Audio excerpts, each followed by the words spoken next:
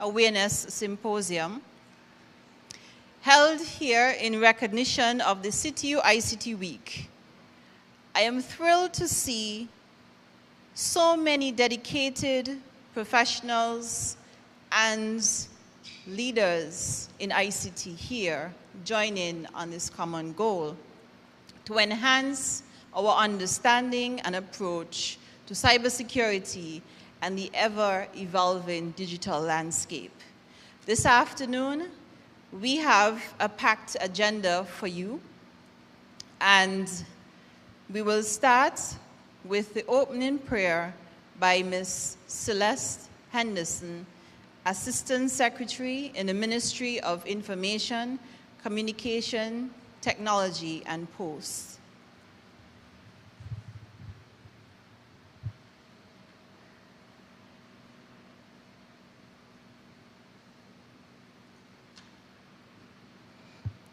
As we await for Ms. Henderson to come to the podium, my name is Ophelia Blanchard, and I will be taking you through the topics this afternoon, where we will go through panel discussions on establishing a cyber-resilient organization is imperative, where we'd examine the matters of policy, strategic, risk management, robust security controls, compliance, and business continuity. And we will also have another panel. The panel will delve into artificial intelligence and machine learning in cyber defense, the implications for the Caribbean, where we would explore how AI and machine learning can enhance cybersecurity, focusing on threats, detection, automation, and proactive defense mechanisms. I will now introduce Ms. Celeste Henderson to the podium to do the opening prayer. Can you please stand, those who are in the audience? Thank you.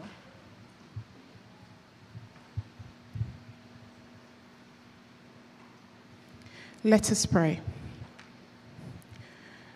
Lord, we thank you for bringing us here together. We ask for your wisdom as we begin this meeting. We acknowledge that we need your wisdom and insights, and we welcome your presence among us. As we discuss the topic of cybersecurity under our theme, Securing Our Digital Future, guide us in our discussions and decisions, helping us to seek what is best for all involved. We trust in your perfect wisdom and ask that you direct our meeting according to your will. In James 1, verse 5, it says, "If any of you lacks wisdom, let him ask God, who gives generously to all without reproach, and it will be given him." We claim this promise as we start our meeting and trust in your provision. In Jesus' name, amen. Thank you very much, Ms. Henderson. You may be seated.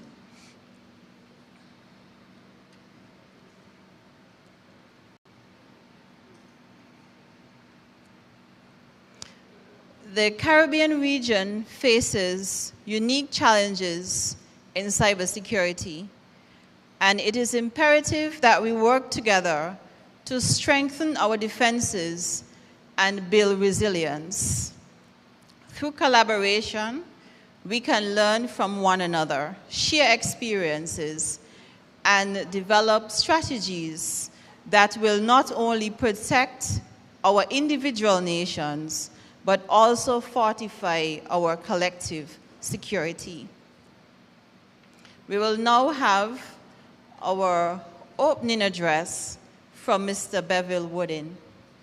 Mr. Woodin is a co-founder of Caribnog and the Director of Caribbean Affairs for the American Registry for Internet Numbers, ARIN.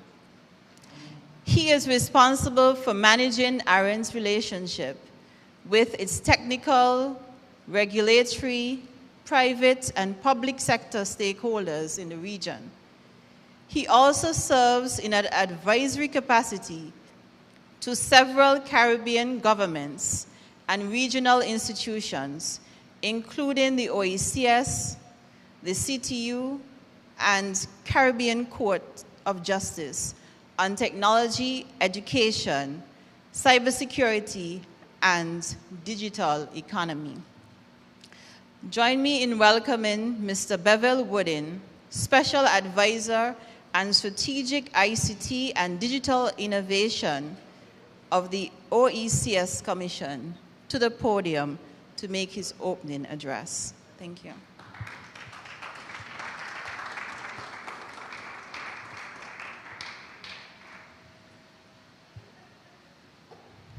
I just want to ask my colleagues from the Caribbean Agency for Cybersecurity to join me on stage, please. Good afternoon, everyone. Welcome to our Cybersecurity Awareness Symposium.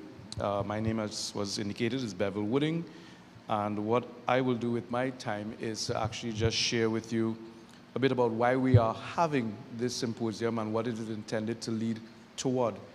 And part of the demonstration of that will be the presentation that follows me from our friends from the French Caribbean. The reason for this activity is a recognition that the national and regional approach to cybersecurity responses has to be collaborative, has to involve multiple stakeholders, and has to be guided by a very clear and well-defined plan or program of action. In St. Kitts and Nevis, the desire is to have a national cybersecurity action plan. But to get to that action plan, we recognize that multiple stakeholders first need to be made aware of the conditions that demand such an action plan and the urgency of having that plan. And so it was agreed that we would have a series of activities targeting different stakeholders, starting with this event to raise awareness of the need for more considered, strategic, and deliberate national approaches to tackling the rising incident of cybercrime and cybersecurity breaches. For this to make sense, I want to make this point to you all. There are two sides always to the digital development coin.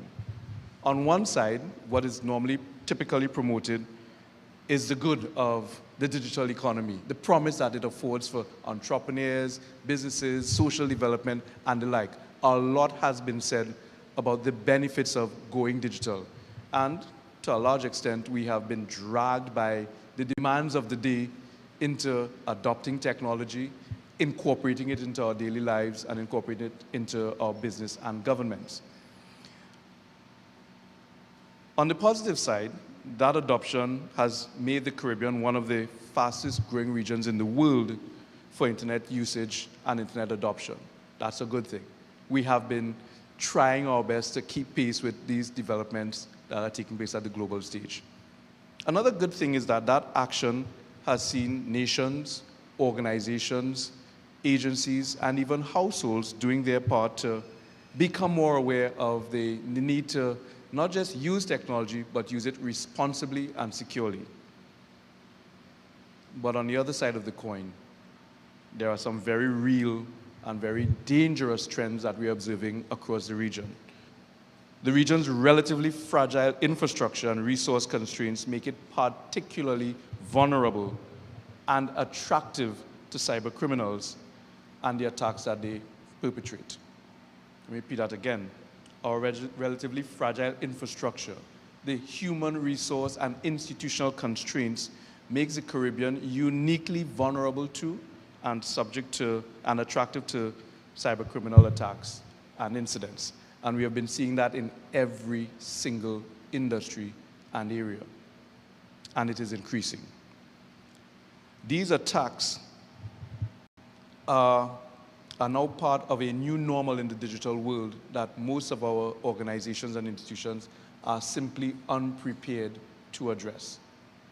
And so there's a recognition that if we have to take an approach where these digital technologies are part of the requirement, not just for survival, but for prosperity in the 21st century. So we must adopt, we must increase our usage of, we must educate. Then we also at the same time have to recognize that we must secure, we must educate, and we must make our citizens, businesses, corporations, policymakers, governments, and wider community aware of the need to be safe and secure. It is akin to moving from an era where you could have slept with your back door open and leave your car unlocked and leave your purse and your keys in the open, to a time when you have to look around you, secure your valuables, lock your doors, put burglar proof on your homes. That same transition is taking place in the digital world. And what it requires now is a very deliberate, multi-stakeholder approach to coming up with the appropriate frameworks and implementation strategy for securing our digital economies and our digital society. And that is what this Cyber Awareness Symposium is designed to initiate, the national conversation toward a more comprehensive, coordinated, collaborative approach to designing the appropriate mechanisms for securing our economies and societies in the digital age. Now, it's one thing for us to lay these out as theories and principles, but we have living examples in the region and around the world that demonstrate the absolute importance and urgency of these structured approaches. And that's why I have my colleagues here with me on stage, and their role is to introduce you to some of the developments taking place in the French Caribbean. And I will say this, and I'm sure they will all agree, that the French Caribbean is as much a part of the Caribbean as any other part of the Caribbean.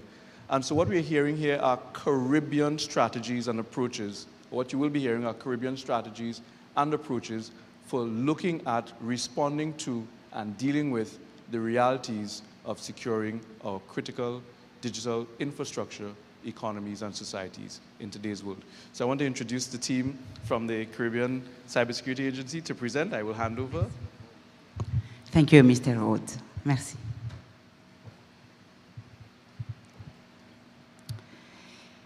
Madame la secrétaire permanente, chers représentants des structures présentes, Mesdames et Messieurs, bonjour.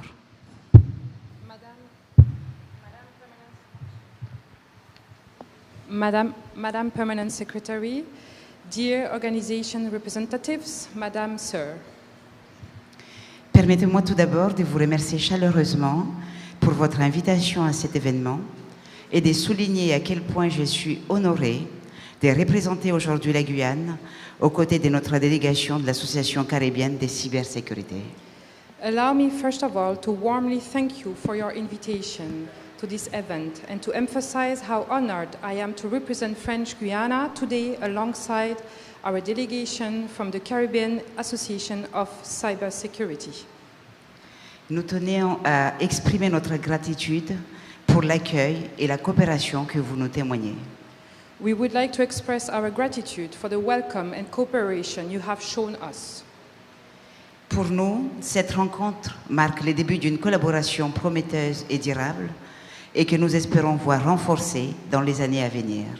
For us, this meeting marks the start of a promising and lasting collaboration which we hope to see strengthened in the years to come. Notre présence ici est un signe fort de notre engagement, tout comme notre participation reflète la volonté de la CIB de construire des ponts solides dans l'intérêt commun de nos territoires. Our presence here is a strong sign of our commitment, just as our participation reflects ASIB's desire to build solid bridges in the common interest of our territories. Nous espérons que, lorsque l'occasion se présentera, vous répondrez favorablement à nos invitations, tout comme nous avons répondu à la vôtre aujourd'hui. We hope that when the opportunity presents itself, you will respond favorably to our invitations, just as we responded to yours today. Cette réciprocité est essentielle pour tisser les liens de confiance et développer une coopération mutuellement bénéfique. This reciprocity is essential for building bonds of trust and developing mutually beneficial cooperation. En tant qu'élu en charge du numérique, je souhaite également souligner l'importance de cette réunion pour échanger sur le développement numérique de nos différents territoires. As an elected official in charge of digital, I would also like to underline the importance of this meeting to discuss the digital development of our different territories. À cet égard, je voudrais vous partager quelques avancées récentes concernant la Guyane. In this regard, I would like to share with you some recent advances concerning French Guiana. Depuis 2021, nous avons constaté une véritable transformation numérique avec des projets tels que le déploiement d'un câble sous-marin souverain. Since 2021, we have seen true digital transformation with key projects such as the deployment of a sovereign subsea cable. Ce câble reliant directement notre territoire au Portugal nous offre une plus grande résilience et indépendance dans nos infrastructures numériques sans passer par des routes traditionnelles comme les États-Unis. This cable, directly connecting our territory to Portugal, offers us greater resilience and independence in our digital infrastructures without going through traditional roads like the United States.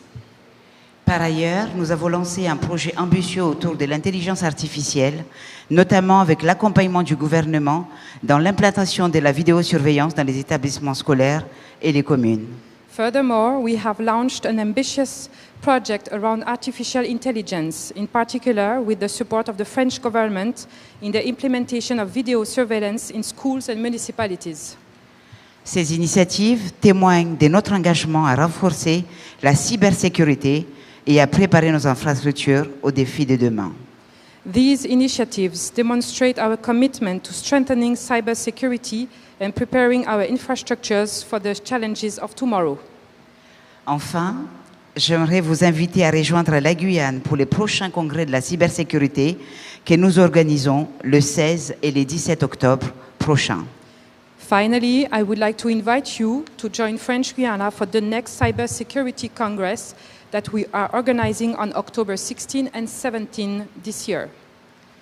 Nous serons ravis de vous accueillir afin de poursuivre nos discussions et de renforcer encore davantage notre collaboration caribéenne. We would be delighted to welcome you there in order to continue our discussions and further strengthen our Caribbean collaboration. Je vous remercie de votre attention et je cède maintenant la parole à notre président de la CIB, M. Kerrar. Je vous souhaite à tous une excellente journée. Thank you for your attention, and I now give the floor to the chairman of the ASIB. I wish you all a great day.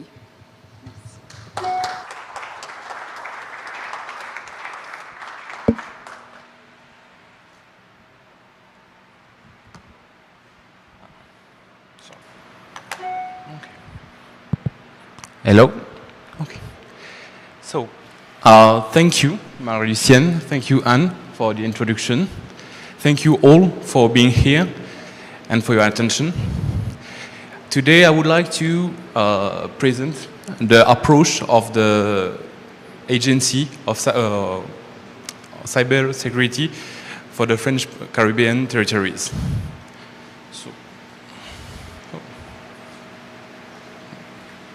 Sorry. So, as for me, I'm Fabrice Kerard. I'm a territorial counselor for digital and innovation at Simbat. And for 2024, the president of the French Caribbean Cybersecurity Agency. I would like to begin with a little data as a context. In the last 2 years, there was an increase in cyber attacks in France and in the overseas territories. As you can see, the rate is increasing, and most of the cyber attacks were concentrated on two particular categories. First was the companies, especially the small size one. And for the second part, the local public entities, like the cities or small country. With that in mind, we decide to create an association, a non-profit association, to focus, to work together, so we can fight again the cyber threat.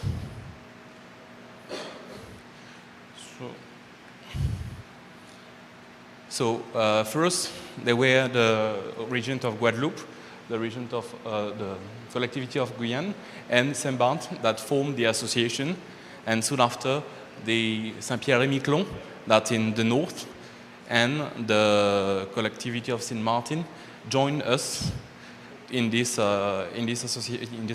association. Sorry. I would say the goal of this association is before all a service of public interest.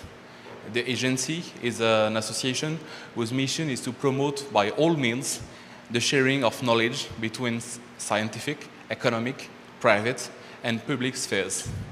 The agency's true aims to bring out long-term solutions relating cybersecurity, safety, and resilience of the French territories of Americas and the Caribbean zone. We are not limited to the public entities, but we also have several private-owned companies that joined us, and we work together with strategic partners such as the French national agencies for cybersecurity, the one for companies, for health, for maritime. So we are working with them to bring safety to our islands. So for that, we choose to bet on cooperation. And here are some of the challenges of this cooperation. First is the shared service.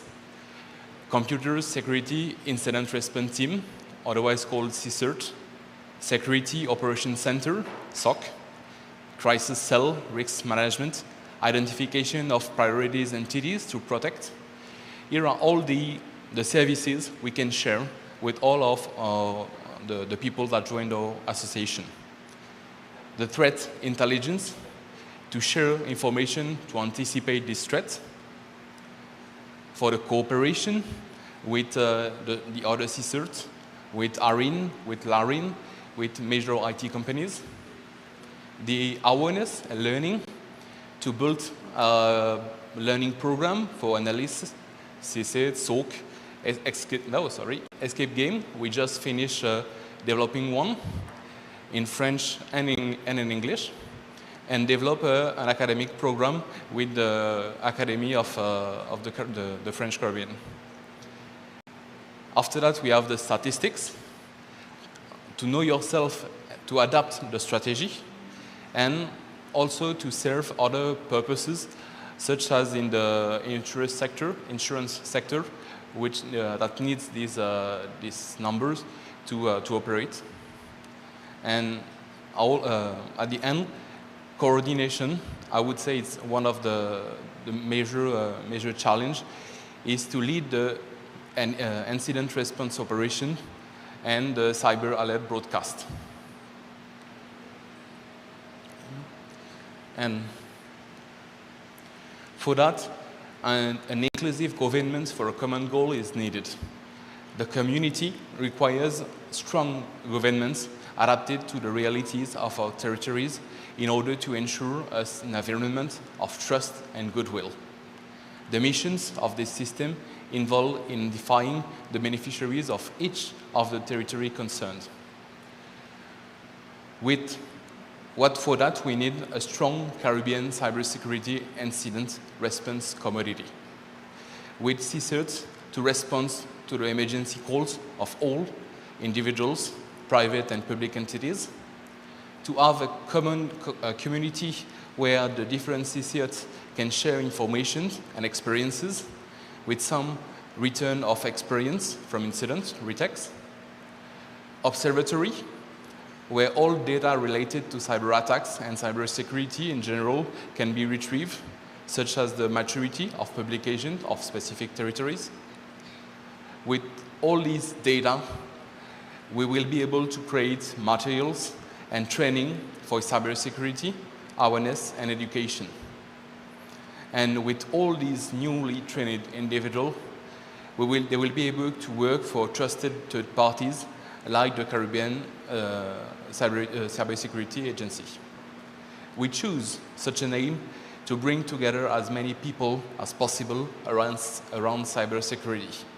That's why, like Marie-Lucienne said, we are organizing, like each year, the Congress of Cybersecurity, and I would like to renew the invitation that Marie-Lucienne just said. So, here, in this Congress, we will organize an hacking challenge to bring mainly for the young, so they can learn how to do the hacking, so they can protect, and for those who know to have more knowledge about the new methods. And at the end, I would like to show you the program of the Congress. It will be on 2 days, the 16th and 17th of October, and it will be on the first half of the 16th a conference about challenges and issues in the Caribbean. On the second part, the response to the threat in our region, so the CCIT. And in the afternoon, multiple workshops around the security on different sectors like banking, like the ransomware, the GDPR, GDPR in French, and other subjects. On the second day, we will have a conference in the morning with connectivity as a big challenge, the maritime airport infrastructure, and cybercrime and resilience.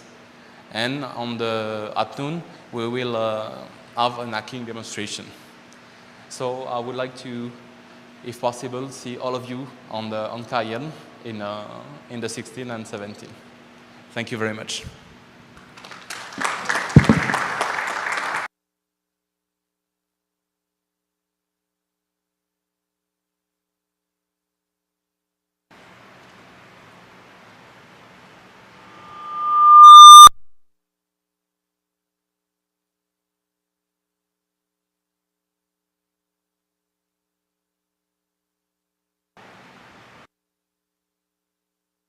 I want to thank Mr. Bevel Wooden, along with Honorable Minister Maria and her team. What we are seeing is true collaboration for the Caribbean. And so I also encourage you to take advantage of this opportunity to attend the Caribbean Cybersecurity Congress that is coming up on the 16th to the 17th of October. At this time, we will now have a presentation by Mr. Tracy Hackshaw. Mr. Tracy Hackshaw, he's the Chief Enterprise of DOT Post Business Management Unit at the Post Technology Center, Universal Postal Union. And Mr. Hackshaw is an ICT and digital economy strategist and is currently based in Switzerland in the UN system with the Universal Postal Union, where he is lead the implementation of a major global sectorial digital transformation and cyber resilience initiative. He possesses over 25 years of local, regional, and international experience, spanning work in the public and private sectors, where he has been integrally involved in the design and implementation of several globally recognized award-winning initiatives, such as SurePay, TT Connect, TT BizLink, and Star.TT. Welcome, Mr. Hackshaw. Thank you very much.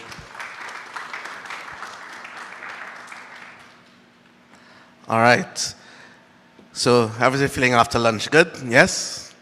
All right. Good afternoon. So all protocols being observed and respected. As Ophelia said, my name is Tracy Hackshaw with the UPU. And I'm trying to understand in the audience, this is an audience that understands cybersecurity, right? It's a reasonably well-informed audience, yes? Good? Good, so I will skip a few of my slides because normally when I do this presentation, it's to the posts, and many of the posts are struggling with some of the definitions of cybersecurity, cybercrime, information security, etc. However, these slides are available to all participants, I believe, so you can have this slide deck to review going forward. So I will sort of skip through the introduction pieces unless there's a demand for me to go through that from the room. Do you want me to go through what the definitions are? Doesn't appear so. Okay. All right. So the UPU is a United Nations organization, and it's 150 years this year old. It's the second oldest international agency in the world. You're familiar with the ITU, maybe some of you, International Telecommunications Union. We are the little sister of the ITU. 10 years later, or thereabouts, the UPU was formed, and we look after the postal agencies in the region, in the world, I should say. Now, the postal sector is not simply about posts. It's about the logistics sector as well, and supply chain. And that's what we're coming here to discuss today.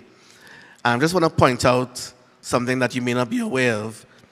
Postal infrastructure is actually part of your nation's critical infrastructure. And what I mean by that is that if you are affected in the post by something, a cyber attack, some sort of outage, your critical infrastructure in the country can actually go down. The reason for that is that many posts operate financial services as well. They're connected to financial services through remittances. Some posts operate banks, and some posts also are connected to logistics and supply chain infrastructure in the country directly. So if the posts are attacked, you can actually bring down a lot of the country's infrastructure. So I want that to be made very clear, because I know that sometimes we see the post as just being people dropping letters. But did you know that the post in many of the countries in the world actually has taken up a lot of the e-commerce slack? So in many countries in the world, when you buy stuff online, the post brings it to you. So they're very much involved in e-commerce and very much part of the digital infrastructure. Not only that, the post actually look after government services. So again, this may be relevant to some of you here. If you're applying for a passport or driver's license or some type of document, many cases you're actually going to the post office to apply for it or to collect it. In some cases, they're delivering it to your door. And if you look at that very carefully, you see how critical they are. You may be paying at the post office as well. You may be paying for license services. You may be paying bills, taxes, all of those kinds of things. If you think about it for a second, if they're collecting all this money and have all this sensitive data, think how important they really are to your economy, and think how critical they are to the infrastructure, and think how disastrous it would be if they were hacked, because they have this data in the post, which is why I believe this is an important session today. So at the UPU, we look after this sector, and as you might understand or realize, it's a relatively new area for many of the posts in what we call small island developing states, least developed countries, landlocked developing countries, because they're now trying to convert from the analog economy to the digital economy. They're now doing it, and they're now really trying to grapple with it, and their resources are very limited. I think you know that in the Caribbean. Many resources are limited for all agencies, but the posts in particular have limited resources, especially in technology. Their technical teams are small, and their technological footprint is small. What that means is that they are, for hackers, they're essentially a low-hanging fruit. They're easy to penetrate, and you find that that happens very quickly within the postal sector. So, as I said, I'll skip through these definitions, but if you want to read them, they'll be available to you via the slide. So this is just clarifying cybercrime, cyber hygiene, cyber resilience. You're hearing the words being talked about, but I'm defining them for you here and showing the difference between each of these terms because they're not the same. Cybercrime is not the same as cybersecurity. Information security is not the same as cybersecurity. Cyber resilience is not the same as cyber hygiene and so on. But I'll skip all of that today and just go straight to the presentation about what's happening in the world today. So in today's world, we have a rapidly increasing global threat landscape. That landscape essentially is saying that in 2024, we expect about $9 trillion to be lost to cybercrime. $9 trillion. And by 2028, it's going to rise to almost $14 trillion lost to cybercrime. It's a very, very serious issue. And as Bevel said earlier, we're looking at the negative side of digital now. And how do we treat with this potential problem that we are facing? If you look at that from the standpoint of your local economies, you will find that if that kind of money is being lost in your economy through a cyber attack, whether it be through actual theft of resources or time, productivity, you can actually bring a country to its knees. And that's what happens in this kind of situation. And I would like you to all think clearly about this and try to find a way to protect the post, because as I said, they are significantly at risk, as we will see going forward in this presentation. This is just a slide showing where the attacks are happening. The attack surface is currently based North America, Europe at its most, but it's growing in Africa, Asia, Caribbean, Pacific, and so on. So this is to show you that the cyber criminals, while they're operating in the developed world, so to speak, they're also coming into this part of the world. And I think every day you'll hear an attack happening in some country in the region. That is exactly what you're seeing. They're looking at this region as being a green field for attacks. And where can they attack first, and how easy it can be to be attacked.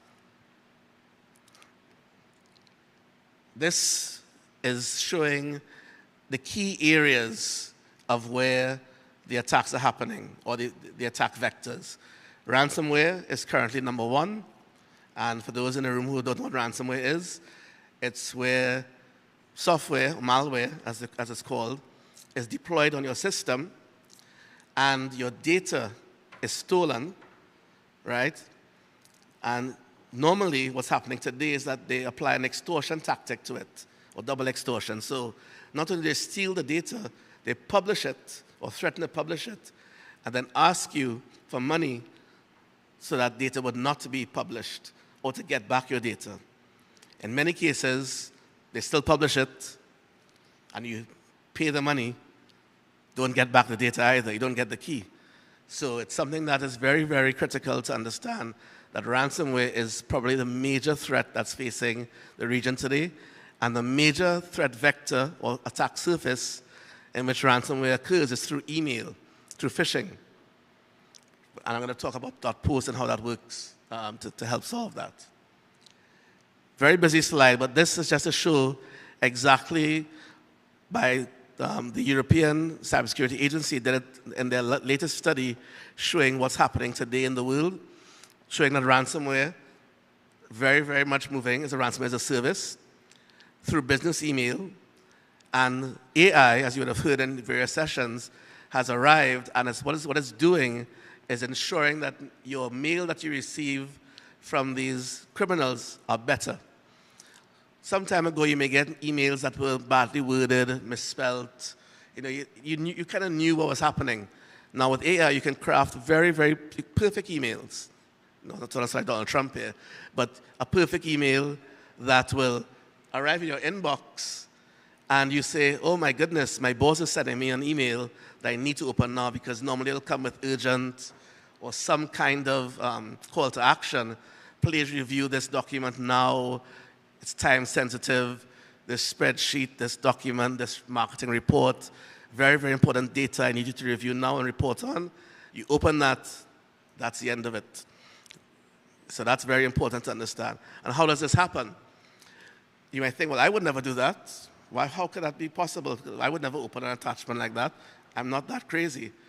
Well, think about this for a second, which is why I'm coming to you from the DNS standpoint. Domain name system, for those who don't know what DNS stands. I see my colleague Albert with the acronym SOUP from ICANN watching me to say, spell out DNS for these guys. So I work in a team that manages .post, and we verify every single registrant for .post. So when you see an email address that says somebody at something.post, we can tell you that they are verified by the Universal Postal Union, and you can guarantee that we know who they are, and that address is an accurate address. However, I'm putting Gmail and Hotmail aside for the time being, because let's not go down that road. Let's assume you have an address, a .com, a .org address. Many of you do, even a CCTLD. Sometimes you have people who can purchase those addresses, those domain names, and tweak the actual characters in the name. So let's, for argument's sake, say you have abc.com, right? Just using that as an example.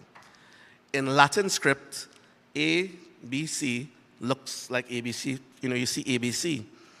But did you know that the A can also be written slightly differently in Cyrillic, which is a different script? So the A looks a little different. It's not the A you see in normally what you type it in, but it does not appear to be different to you.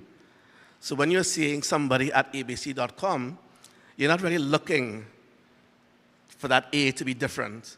And so you're familiar with that person. Yeah, I know that person at ABC. Good. Oh, I'm opening this email. But that could be a spoofed email, and that's how they get to you. The DNS is actually one of the major sources of attacks in the world today. Just by phishing, just by getting to you to go to fake websites. The major sources of attack. And by not looking at your DNS issues properly, this is where we're trying to help solve the problem today. So not just about antivirus software and all those things. It's really trying to look at the DNS and see how we can fix that. In the Caribbean, I'm not going to name and shame too many people. I'm from Trinidad and Tobago, although I'm in Switzerland now. TT Post, which is the postal service of Trinidad and Tobago, was hacked last year. Ransomware. Luckily for TT Post, they had a good data backup strategy. So they were able to recover quickly enough so that they didn't have to go down for many days. Customer data was not lost. But I'll show you something else. Oh, by the way, you may be hearing about the Barbados situation where Barbados has been hacked. I won't discuss that here, but everybody is vulnerable, okay? So nobody here is immune to anything. And I'm showing you what's happening in the world, but larger posts. So in the UK, you would think the UK, well, that's a big post. They can't be brought down. They were down for 2 months with a ransomware attack. 2 months. 2 months. Can you imagine your post not being able to send or receive parcels for 2 months at January, Christmas time? Can you imagine what's happening then? The amount of time, data, customer service impacts that you have there. Can you imagine? The UPU actually was calling to help the Royal Mail to replace actually some of their software so that they could continue functioning. Greece, another large country, major attack. New Zealand developed, one thing that happened, also hit. So nobody's immune. And the smaller you are in the Caribbean, trust me, as ransomware as a service emerges, don't think of the people who are sitting, discussing cybercrime as people in hoodies, in a dark room, somewhere in a back office. They're sitting in an office just like what you're seeing here, right? Maybe in a conference room, and they're analyzing the actual clients or customers, so to speak. Who are our customers? What's our pipeline? And therefore, you will be on their radar. Whether it's happening today or tomorrow or next year, you are on their radar. And you'll be on, and this is why we try to say, get ready now and protect yourself.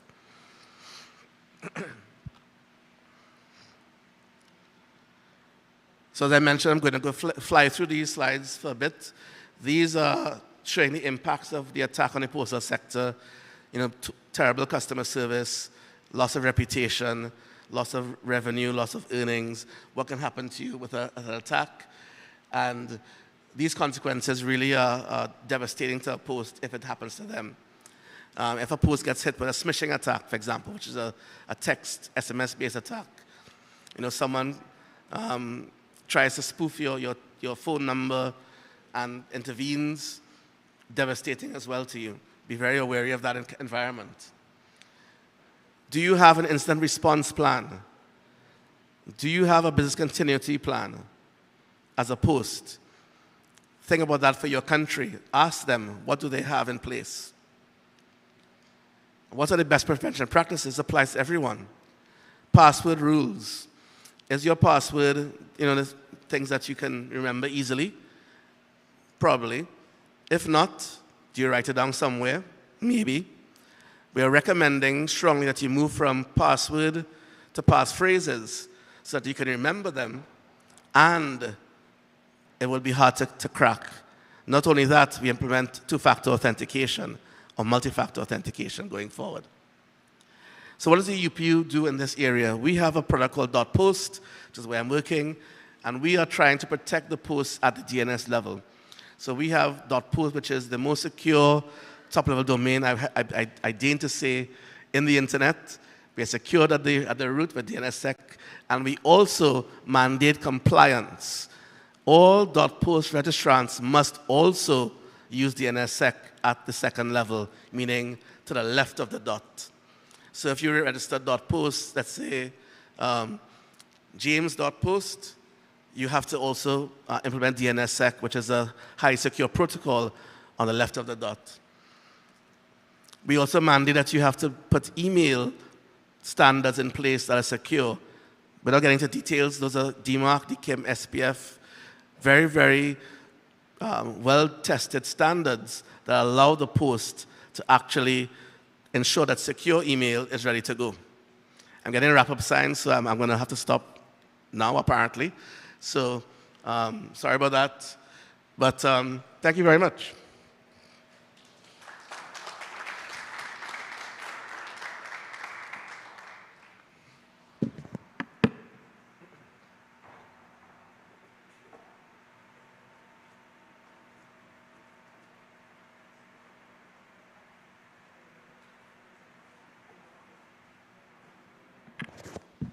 Thank you very much, Mr. Hackshaw. And then we realize the importance of post and the need to ensure that we also put the necessary mechanisms in place to protect the post office. At this time, we will transition to our first panel discussion. The panel discussion topic, establishing a cyber resilient organization, is imperative. I will call to the head, the moderator, Mr. Rodney Brown. He is the CEO of eCaribbean Limited. He will be joined by Mr. Quincy Prentice, the Chief Information Officer of the MIS unit at the St. Kitts Nevis Anguilla National Bank. We'll also call forward Mrs. Janelle Lake, Deputy Director, Acting, Management Information Systems Department, Eastern Caribbean Central Bank.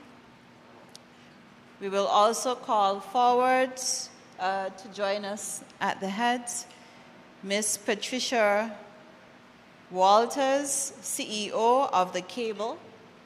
And joining us online will be Mr. Larry Quinlan, retired Global Chief Information Officer of Deloitte. So let's put our hands together and welcome our first panel. Now I'll turn over to the moderator, Mr. Rodney Brown.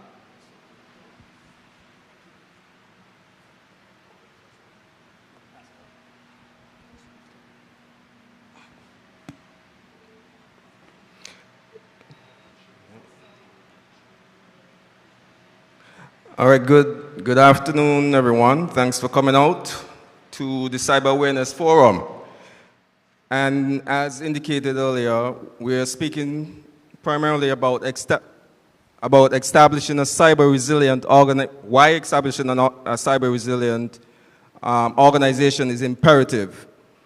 So we'll be getting into the hows, the whys, the whats, etc., as it relates to cyber resilience. And I have here with me here today pretty much a rock star panel, I would say. So I'm quite eager to interact with them. And so without further ado, I'll make the introductions. We have Mrs. Janelle Lake, Acting Deputy Director of the MISD Unit at the Eastern Caribbean Central Bank. Janelle, I'll go into the bios. Still, right? Briefly. So I'll briefly go into the bios. Janelle Lake joined the ECCB in January 2012, initially serving as a systems analyst in the Application Support and Maintenance Unit of the Management Information Systems Department, before advancing to the Information Security Analyst in the Information Security and Risk Management Unit, and then Unit Head of the Network and Communication Systems Administrations Unit. In her current role, she leads the team with responsibility for upkeep of the bank's network and computer information systems. Heavy job. Janelle Lake has a Bachelor of Science in Computer Science and a Master of Science in Information Systems Management from Carnegie Mellon University. These designations are complemented by the GIAC Security Essentials Certification and the Certified Information Systems Security Professional Certification. Next, I have Ms. Patricia Walters, CEO of the Cable St. Kitts. Patricia Walters, a citizen of St. Kitts Nevis, born and educated in the UK, is a highly accomplished business transformation leader with over 25 years of international experience in the ICT sector and is currently, as mentioned, the CEO of the Cable St. Kitts.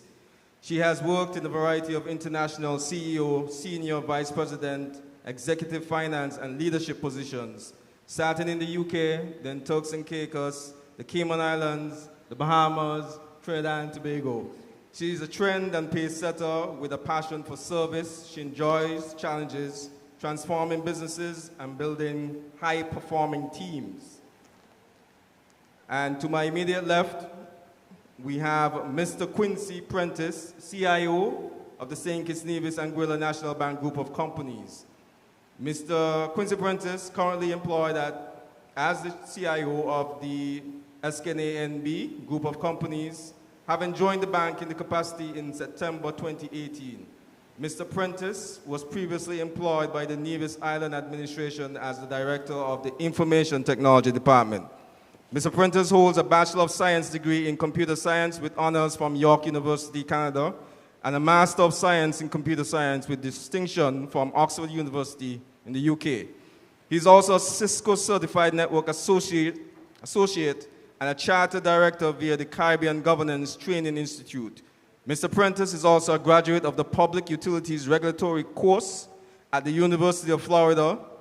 Mr. Prentice currently serves on the Board of Directors of the Nevis Electricity Company and is a past representative for the St. Kitts and Nevis on the Board of Directors of the Eastern Caribbean Telecommunications Authority, otherwise known as ECTEL. And finally, last but certainly not least, we have joining us online Mr. Larry Quinlan, retired CIO professional.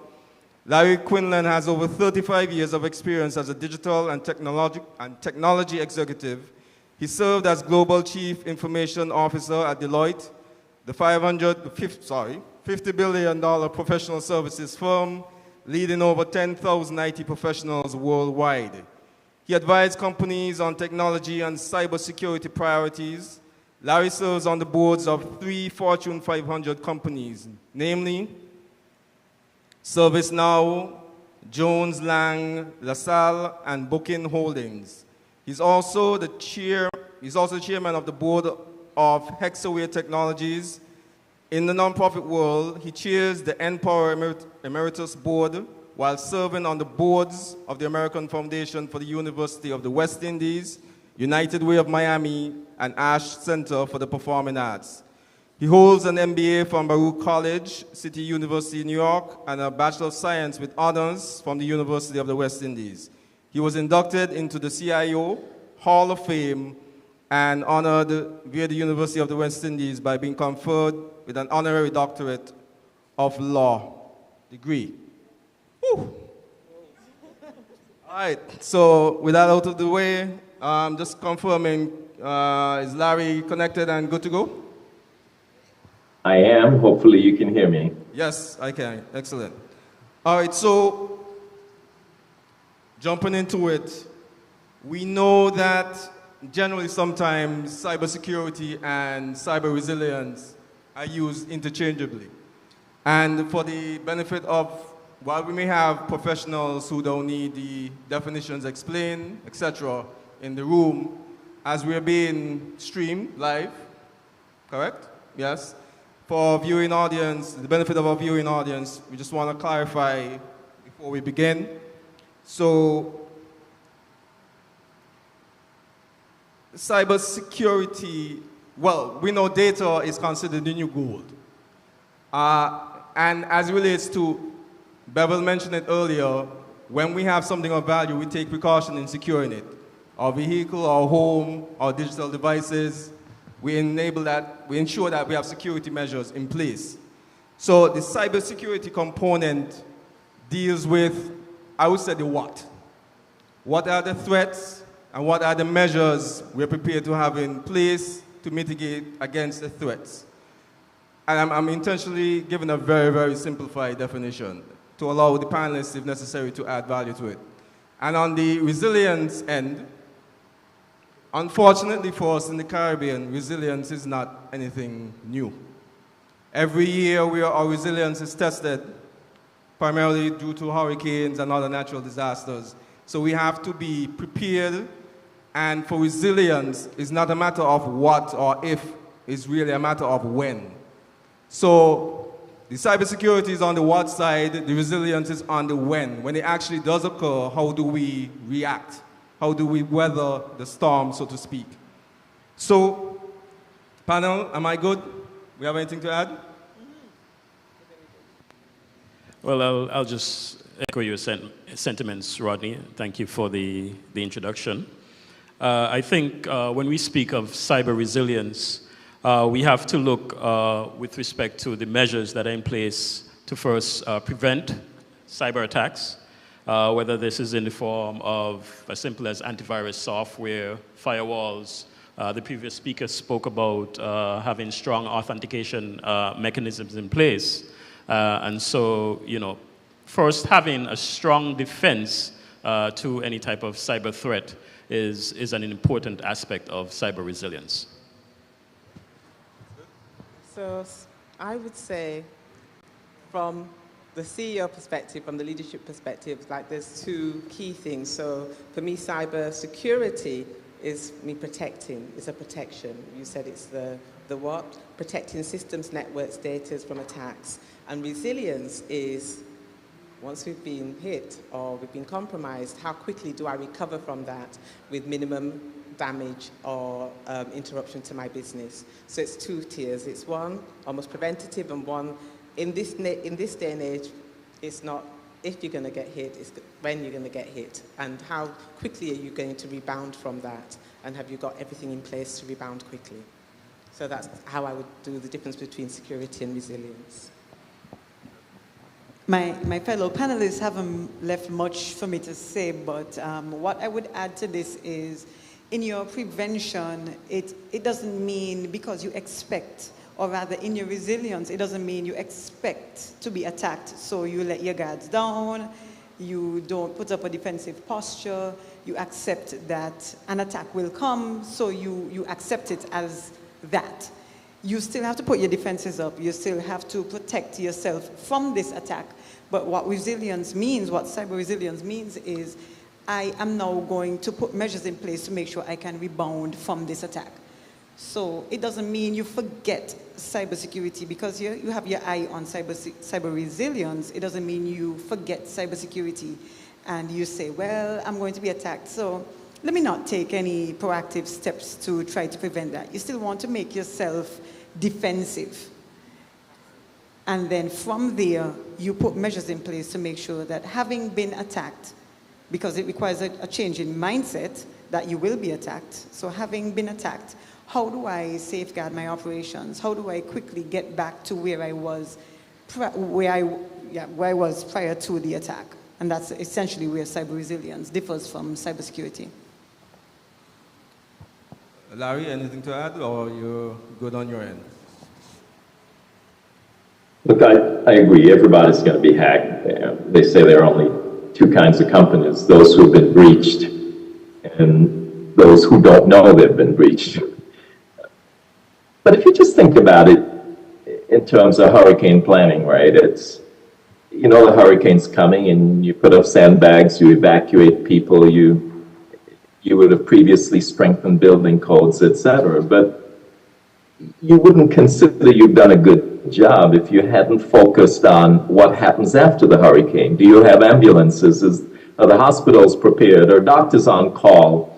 All of that stuff you would think about when you're dealing with hurricanes. Well, it's the same thing with cyber. You're not just only going to worry about what happens before the breach. You're going to focus also on what happens after the breach, just as you would in a hurricane. So cyber resilience becomes hugely important. And from my point of view, they're very, very similar. I appreciate the notion that you can discuss them separately, but I can't imagine that you wouldn't have both and you wouldn't focus on both every day. Totally agree. Totally agree. You cannot, and Janelle mentioned that we cannot essentially put all the emphasis on one and not consider the other. It's a package deal, so to speak. And so with that in mind, what are some of the, so we're understanding that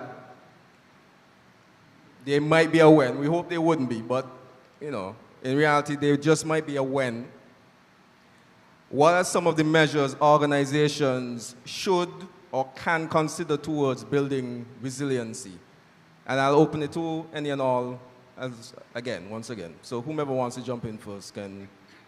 As an organization, knowing that there's a possible when of a cyber threat or cyber attack, what are some of the measures that we should consider at the very least?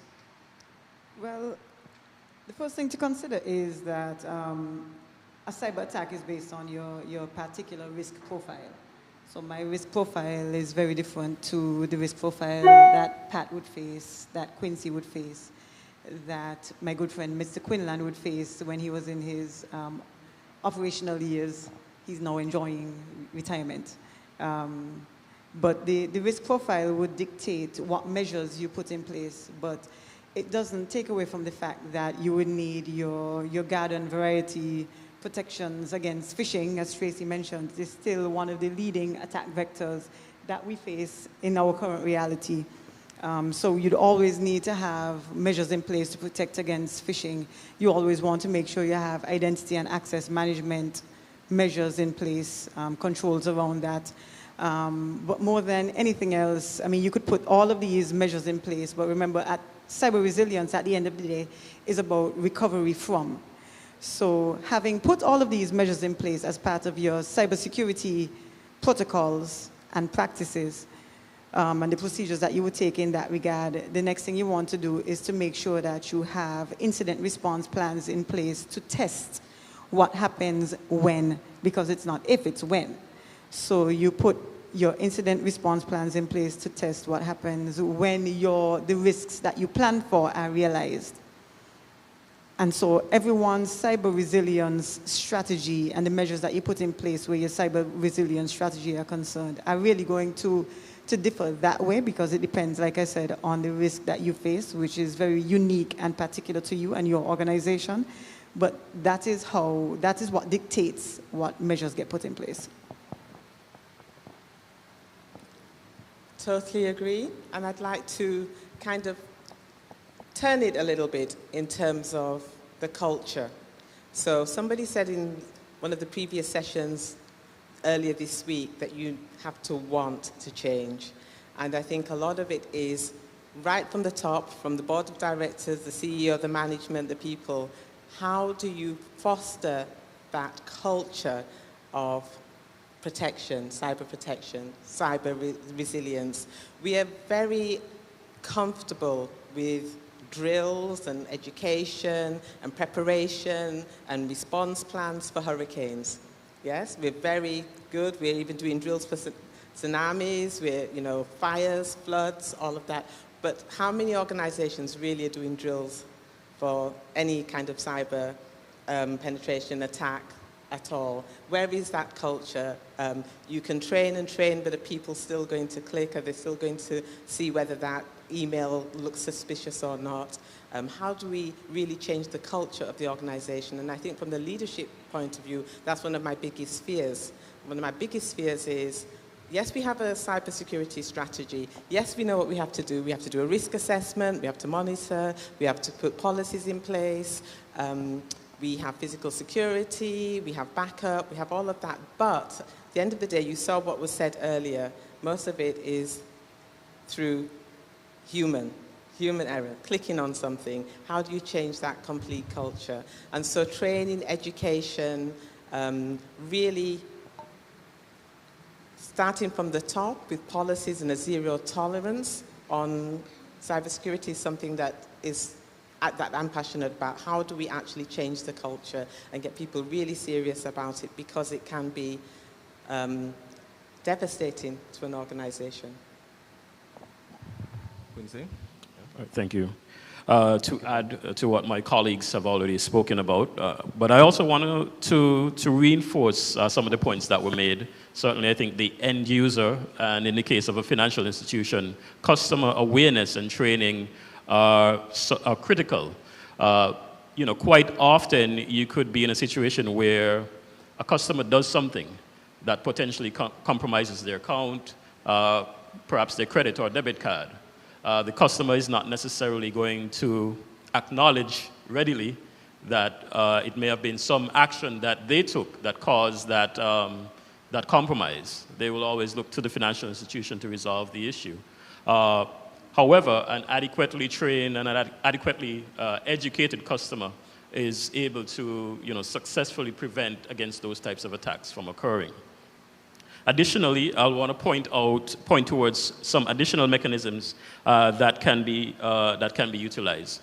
Monitoring and threat intelligence. Monitoring of an organization's network, but also having access to threat intelligence feeds. What do I mean by threat intelligence? An organization, I'll break it down. We all have cell phones, right? What type of cell phone do you have? iPhone? Of course. Samsung, okay. So intelligence, a threat intelligence feed would give you information about the type of device that you're using and what are the threats that exist that your device may be susceptible to. With that knowledge, you can then take the necessary measures to prevent yourself from falling victim to any type of attack on that platform. So essentially, at an organizational level, we can utilize these feeds based on the type of devices that we have, the type of infrastructure that we operate, to say, hey, we're using Microsoft Windows Server Operating System 2019. We know that there's a new vulnerability that was published for this operating system. We need to then go and take corrective measures. And those types of mechanisms are critical in ensuring that organizations are resilient from a cybersecurity perspective. I'd like to ask Janelle a question. So, since COVID and lots of people working remotely, and some people still work remotely, for those organizations where you have, perhaps the bring your own device and access to systems from your own devices. What kind of security measures would you say a company should put in place to protect their own corporate network and access to information with people working remotely? So what you highlighted is one of the challenges of the technology landscape that we now operate and exist in, where the perimeters of the organizational environment are. But if it was to happen, how would you walk through that? Quincy or Pat or Jenna wants to jump back in. Well, I mean, it's never an easy thing to acknowledge whether you're through some sort of cyber threat or any other type of technical issue that you're having an issue. But I think that's part of your responsibility, you know, as an organization, as a critical organization at a country level, economically, telecoms, otherwise. I think it's important for you to be able to put up your hand and say, yes, we're having an issue. And then you continue to communicate. You should have, as part of your, whether it's your cybersecurity incident response plan or your disaster recovery plan, you should have some communications that are essentially set to go for those types of scenarios. And those are the types of things that are done throughout your planning and testing processes. You test in terms of the type of communications that you would have to send out, so that when you're actually in that situation, you're not scrambling to try to create this communication for this incident that has happened. Yes, every incident is unique, and you will have to tweak and make changes to, you know, some of your previously crafted communications, but you know, the idea is that you would want to be prepared from a communication standpoint, so that when any type of incident occurs, you have those communications ready to go and you're able to disseminate them to the customers. But I think open and honest communication is important. Even in an instance where, for whatever reason, a system may be down, open and honest communication is important, because it can only serve to strengthen the trust that, you know, that mutual trust that you have with the customer, that says, hey, okay, you know, this organization is having an issue, but I appreciate the fact that the organization has been upfront with me and said, yes, this is the issue, and we're working to address it. So Quincy, I'd like to just put a little twist on that. So what about reputational damage? So something happens and everybody knows the system's down. How do you balance, let's say it's a bank, we've been hacked, from people saying, okay, I'm taking my money out because my money's going to go, or I don't feel that whatever is in that company is safe anymore, so let me move my business from there. It's a tricky balance, isn't it? It's a delicate balance. And again, I mean, this is something perhaps best left to the communication experts. But, you know, I think, I mean, I always are on the side of communicating more, especially not necessarily from a public perspective, but even from an internal perspective. Something may happen, system is down for whatever reason. It's often better to get ahead of that, that issue by saying, hey, whether it's you're communicating with your boss, you know, your superiors, say, hey, this is an issue, as opposed to having that person contact you and say, hey, what's going on? Because then it sort of makes you look as if you don't know what's going on. So from my experience, it's always better to get ahead of that issue, communicate first, irrespective of good, bad, or indifferent. It's always better to communicate and say, hey, this is the issue. You should be able to give a timeline with respect to when you expect the service to be restored, and that often, as I said before, helps to build and maintain the trust, which is critical in these types of relationships and situations. So if I could jump in really quickly. So what you described there, Rodney, is supply chain risk, third-party risk. As much as you may try to guard against falling victim to or having your operations derailed by a third party or a supply chain issue, you could, you know, vet your supplier and your third parties as much as you can. Ultimately, if you are dependent upon them to provide a service for you and they go down, you are affected. By all means, review and vet and validate the quality of your third parties and the persons in your supply chain. But sometimes your supply chain does in fact fail you. And Quincy, you raised a very important point, and your incident response plans, this is where those come in. If this third party or this person on the supply chain is contributing to a service that is essential to you, providing a service to your customers or a service that is essential to your operations, by now you should have put measures in place to operate in the absence of that third party or that supplier. And this is why we're even here having this panel discussion about cyber resilience, because that is essentially what resilience is about. It is about being able to carry on your operations in the face of, in spite of disruptions, in spite of the absence of that third party or that supply chain.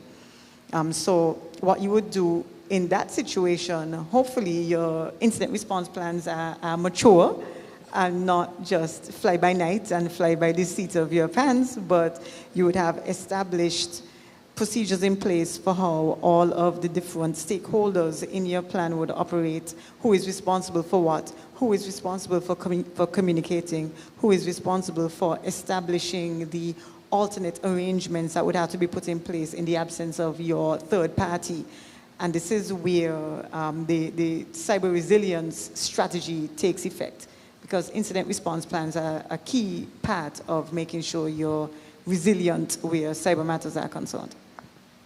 And I just want to add one final thing to that, a live example of exactly what you've said with third party. So we now have an internet exchange point here in St. Kitts, but prior to that, every time you used the internet, you had to go off island to come back. Yeah, everybody knows that. So one of our third-party providers of that subsea fiber internet was compromised, and that was our internet traffic going out and back was also compromised.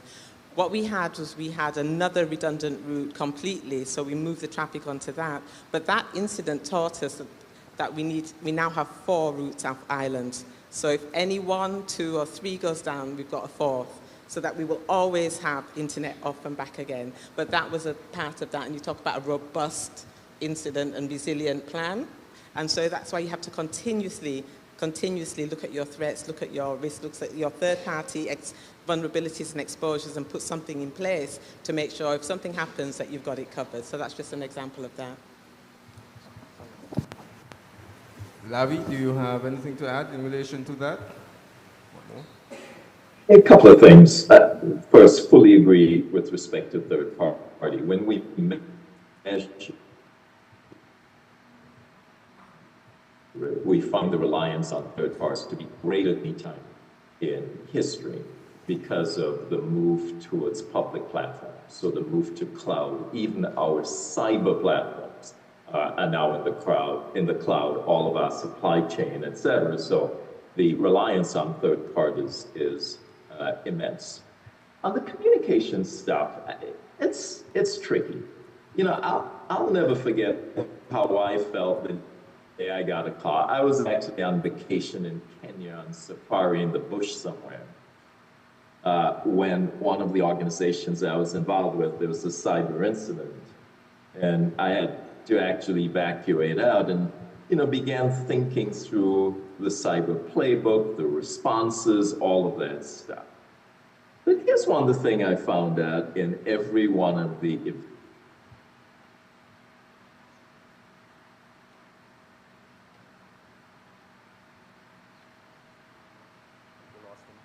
All right, looks like, unfortunately, we lost Larry a bit there.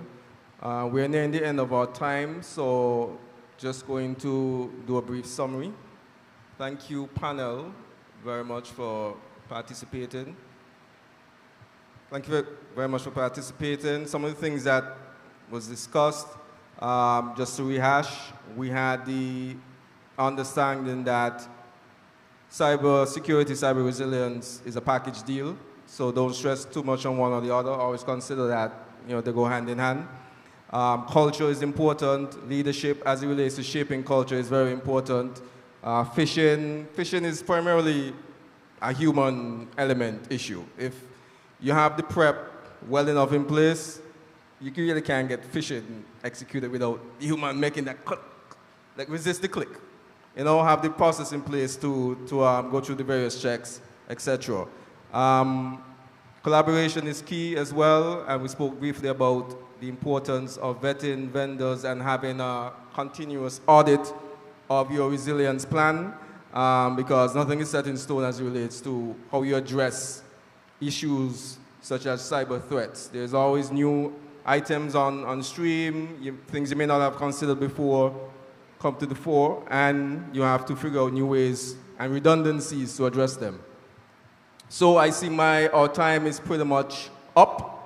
So once again, thank you panelists for participating, and thank you audience for allowing us. Are we still going to have the Q&A? All right, great. So how much time do we have for Q&A? 5? All right, so we're on ration. So we have 5 minutes for Q&A. Anyone who have any pressing questions or comments you want to offer, please step forward.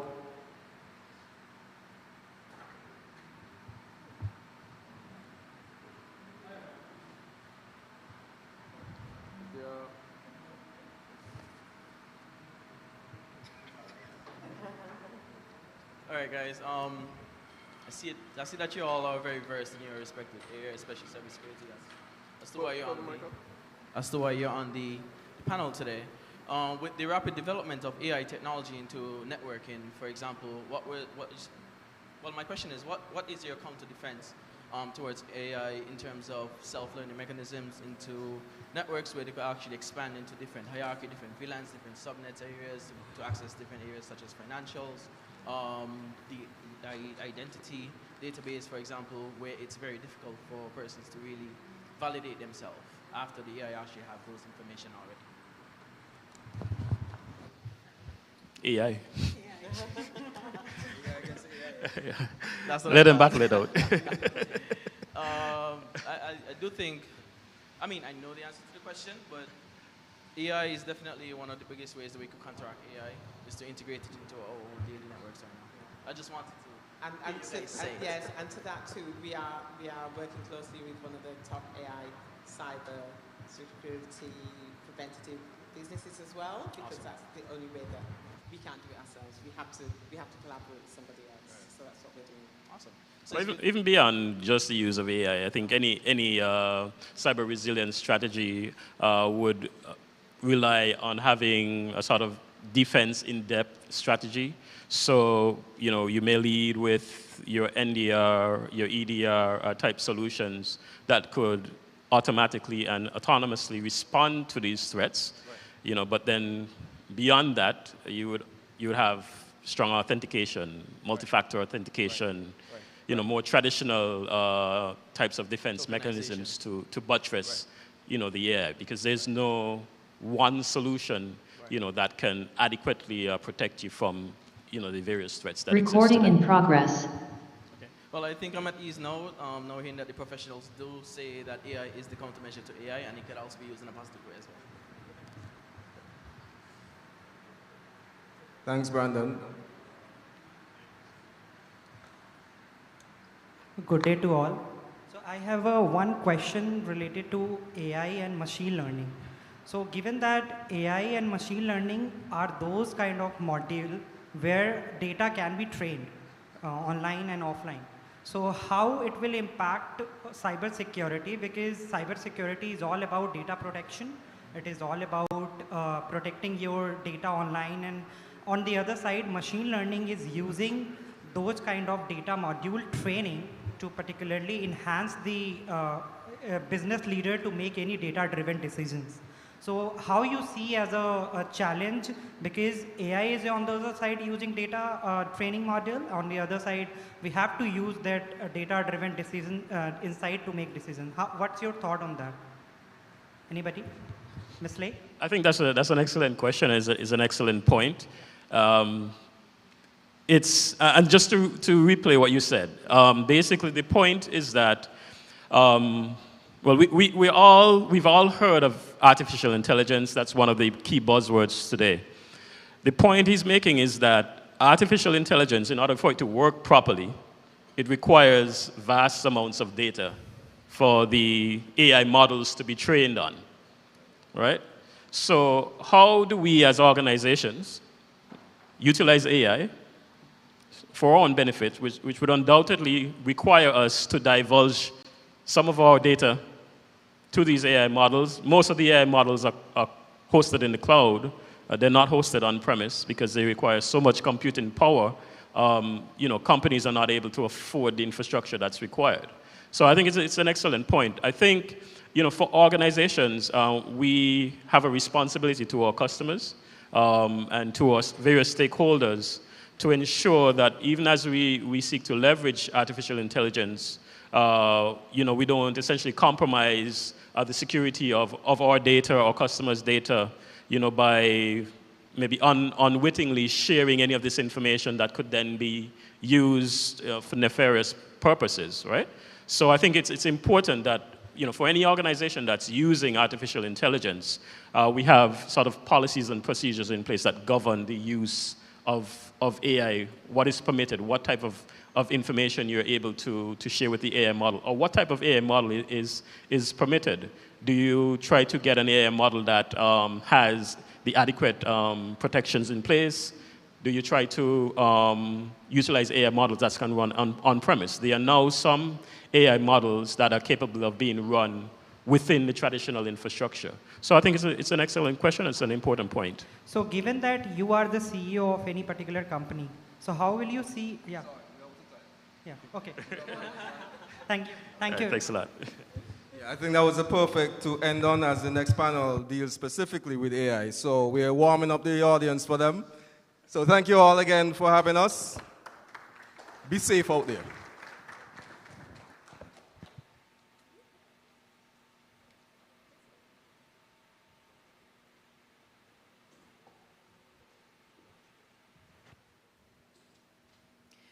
We want to thank the first panel again. That was an excellent job. We want to thank again Mr. Rodney Brown, Mr. Quincy Prentice, Mrs. Janelle Lake, Ms. Pat Walters, and Mr. Larry Quinlan. Now we'll go into our next panel, which will focus on artificial intelligence and machine learning in cyber defense, the implications for the Caribbean. This panel will delve into exploring how AI and machine learning can enhance cybersecurity, focusing on threat detection, automation, and proactive defense mechanisms. So I would like to welcome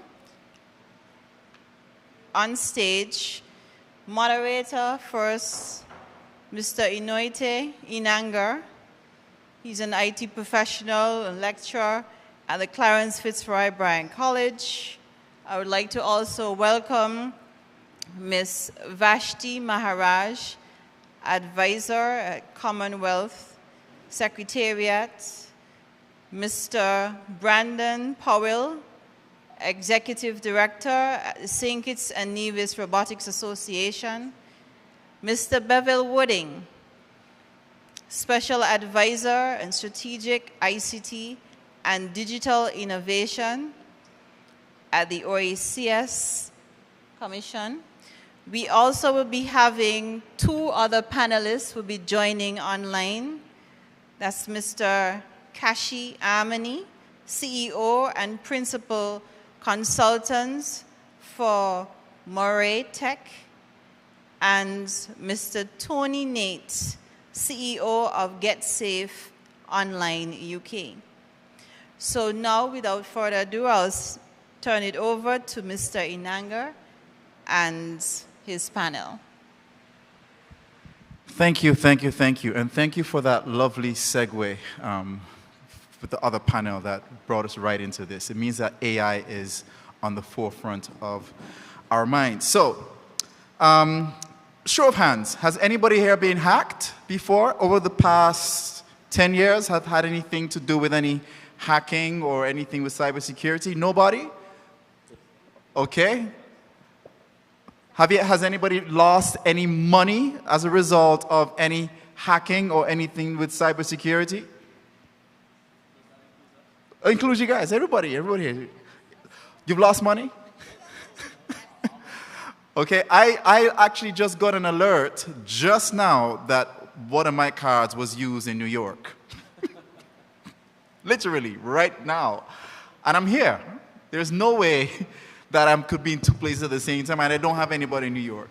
So these things are happening in real time. So what motivates cyber attack?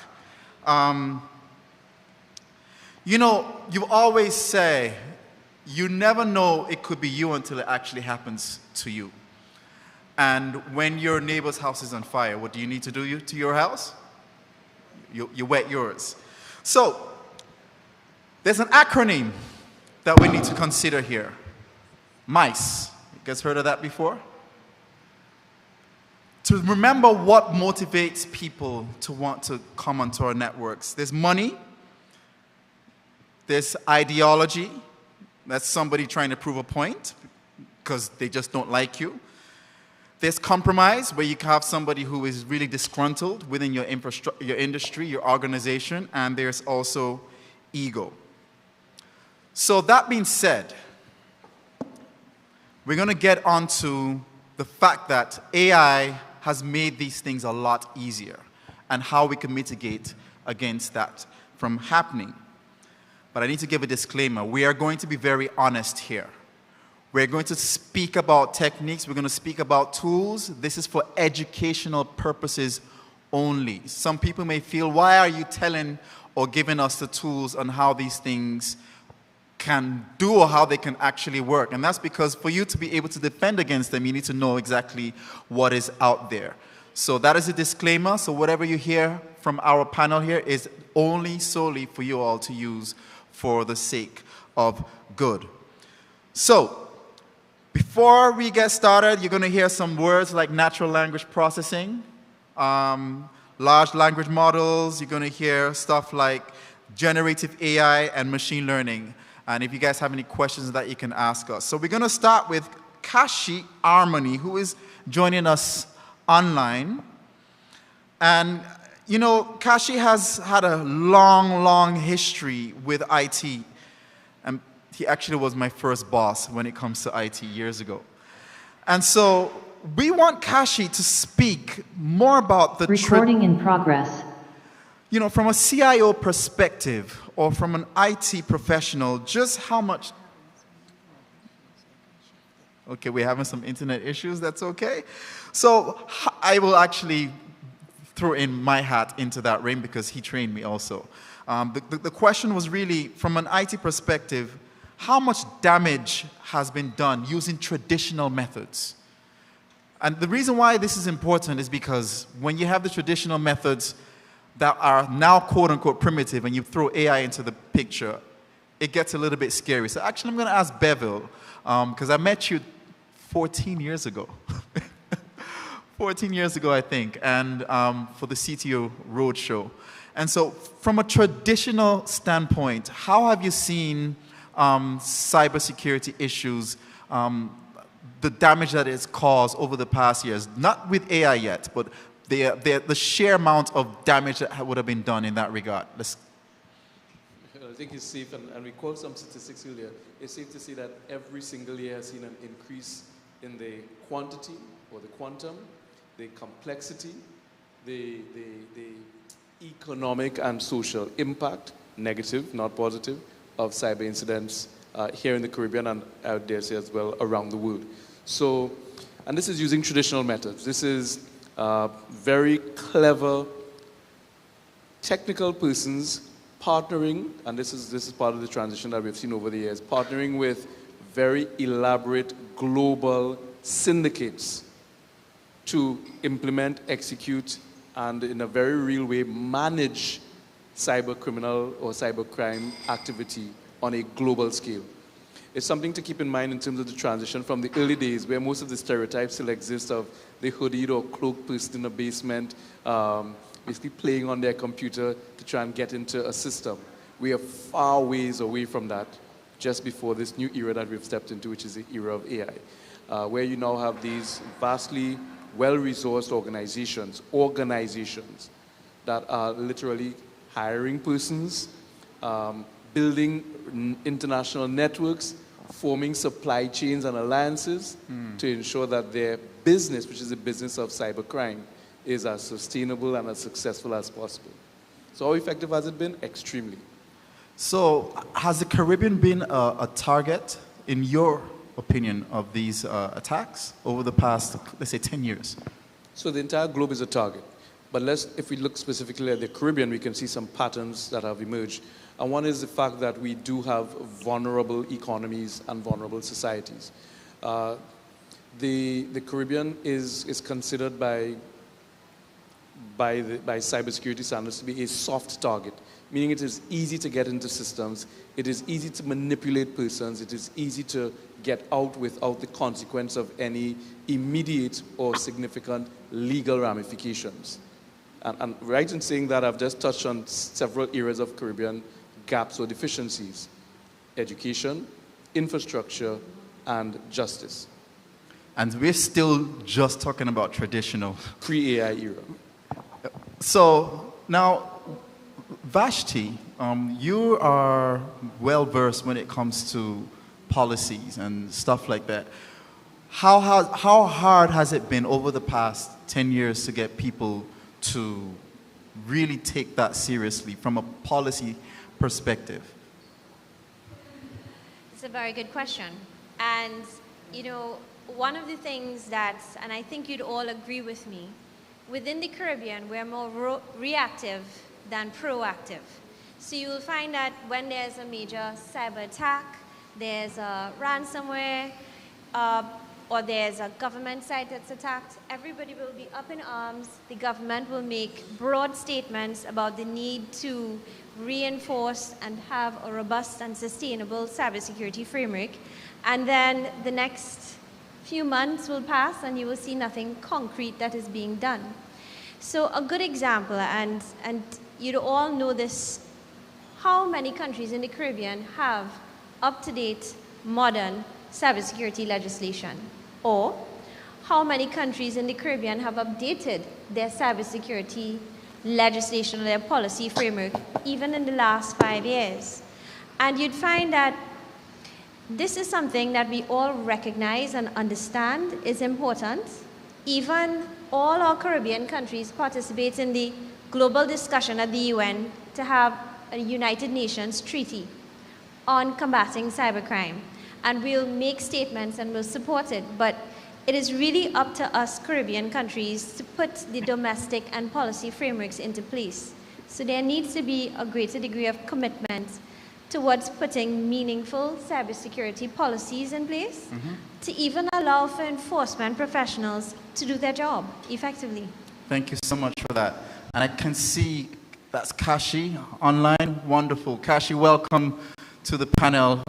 We've had some surrogates speaking about some of your points, but I would like you to touch specifically about the empathy side and the emotional trauma that you would have experienced, either with you personally or with your clients, still from a traditional cybersecurity perspective, with your experience. That is, if they were to be compromised or hacked? I did not hear him clearly. Oh, sorry. So when you're, with your experience with as a CIO, as an IT professional, you would have had some situations where you would have had you would have been affected. You know, the emotional side of that, the headache, the shame, all of those things, like the severity of that over the past 10 years. What has been your experience of that, just from a traditional hacking perspective? We haven't gone into AI yet. I'm trying to establish the severity, how easy it's going to be for that to be bigger. Well, I think the emotional impact has been, typically affects, folks that have been compromised through social engineering, right? There's a level of embarrassment that some folks would have. We try to advocate to companies that, that I work with, that there shouldn't be embarrassment. This is something that we're all trying to figure out. We're all trying to, prevent against. And the reality is the bad actors are, changing their strategies, refining them all the time. And so phishing attempts from, 2 years ago versus this year are dramatically different. They're much more refined and so on. So I don't think there's sort of embarrassment emotion. I think it's something we try to not, engage too much upon. It's really like, how do you respond, right? And how do you prepare? And, what measures do you put in place and so forth. So, I try to spend less time on damage control. I mean, I'd like to think I spend less time on damage control and kind of more time educating, customers on best practices, effective cyber defense strategies, tried and true approaches like defense in depth, more recently zero trust, and the adoption of frameworks and standards. In the U.S., there's NIST, National Institute of Standards and Technology, CIS, there's ISO, which is international. So really adopting some of those standards that address, or rather guide how a cybersecurity, program can be developed within companies, all that said, there has been damage control, and as, the landscape has evolved quite a bit, continues to evolve, the tools and techniques continue to evolve. And, with the heavy reliance on, an increasing interconnected and data-rich internet ecosystem, potential damage is, it has grown exponentially. I think there was some statistics shared earlier today in the previous, presentation. So I try not to focus too much on emotion and how it's, it's really about, okay, how do we prepare companies? How do we, provide awareness to individuals? I think that's part of what we're doing today. This whole thing is to provide awareness of what's there and so forth. AI puts a different spin on things. I think in large part what it does is it gives threat actors the ability to act more quickly and, to analyze a lot more data to really, correlate where their vulnerabilities and act on them. Obviously, it enhanced password cracking, it enhanced social engineering, capabilities. I mean, some of these emails that are being generated, phishing emails being generated by AI right now are really convincing, okay. Because they analyze large data set to mimic legitimate communication, and in some ways they take context from the systems that these companies and these individuals operate from. So there's a lot, I think, to be said about how AI is going to accelerate and really empower cyber actors. I think there's a lot to be said, and I'll say less now and maybe let other people contribute. There's also ways that we can use AI to kind of combat these guys that have these capabilities as well. Okay, thank you so much for that. Now, we're in this era where everything he just spoke about was a little bit hard to do back then, and now it's a lot easier. So, Brandon, how much easier is it now to do everything that we just spoke about? Well, and why? Well, AI now, as Kashi mentioned, it's a study of a collection of data. I think also Quincy mentioned it. AI is actually limited to what information it's privy to. It's a self-learning mechanism that actually studies a particular set of data infrastructure and composes its own solution with the information gathered. Should I dive into my scenario? We'll come to that. Okay. Just how much easier. So, from a threat detection perspective now, we're now going to be fighting fire with fire. Okay. So, between you or Bevel, what tools are available now to detect threats on several layers? It could be on a networking layer or on a systems perspective. What using AI? Well, for me, as a network person with different backgrounds in networking, one of my favorite tools right now, especially in the AI industry, is actually Darktrace. Darktrace is one of, I think Quincy may be very much familiar with it. It's a network detection system that also, again, you can target it. You could tell it what type of protocol, what type of information, what type of packet you're looking for, or you could just have it as open as anything that is out of the ordinary. I need you to flag this, contain it, quarantine it, or tell me, or get rid of it entirely. And that's something that is independent on its own, so you don't need to monitor it, you don't need to filter it, you don't need to, well, you can filter it if you need to. It's self-learning. So it studies your network infrastructure and it makes its own logical decisions based on what you tell it to do. So this is an AI tool that's freely available, or do you have to pay for this? No, it's not an open source. It's you have to pay for it. You So have it's to pay actually, for it. It's Nothing in AI is free. He said nothing in the world is free. No, nothing in the world is free, man. So you actually have to pay for it. You could get it in a hardware version or even the cloud-based version and integrate it into your network. Okay, so our target audience is the decision makers here. So you've heard him say that there's a tool that you can use on your network that can help you make guided decisions, to understand how your network works, and in a sense be a very, very super smart IT machine on your network, right? Correct. Okay, now if you allow me to, there's actually one more that go beyond the network infrastructure. There's also an email AI. That is a service-based, I think it's called Make.ai, that actually allows you to, with authentication of course, you're giving it access to your email and it's filtering everything. It's responding to, for example, if you send me an email, it's giving you an automatic reply based on the information that I want you to receive, 100% automated. And it's pretty much doing a report of your entire email. It's deleting what you tell it to delete. It could actually act as an independent service as well. You've brought a very, very good point, because at the end of the day, if it was just machine to machine, we would not really be in the trouble that we're in. But because at the end of the day, our weakest link is the humans, the people, right? Humans, right? Which is a segue to our next panelist, who is all the way in the UK.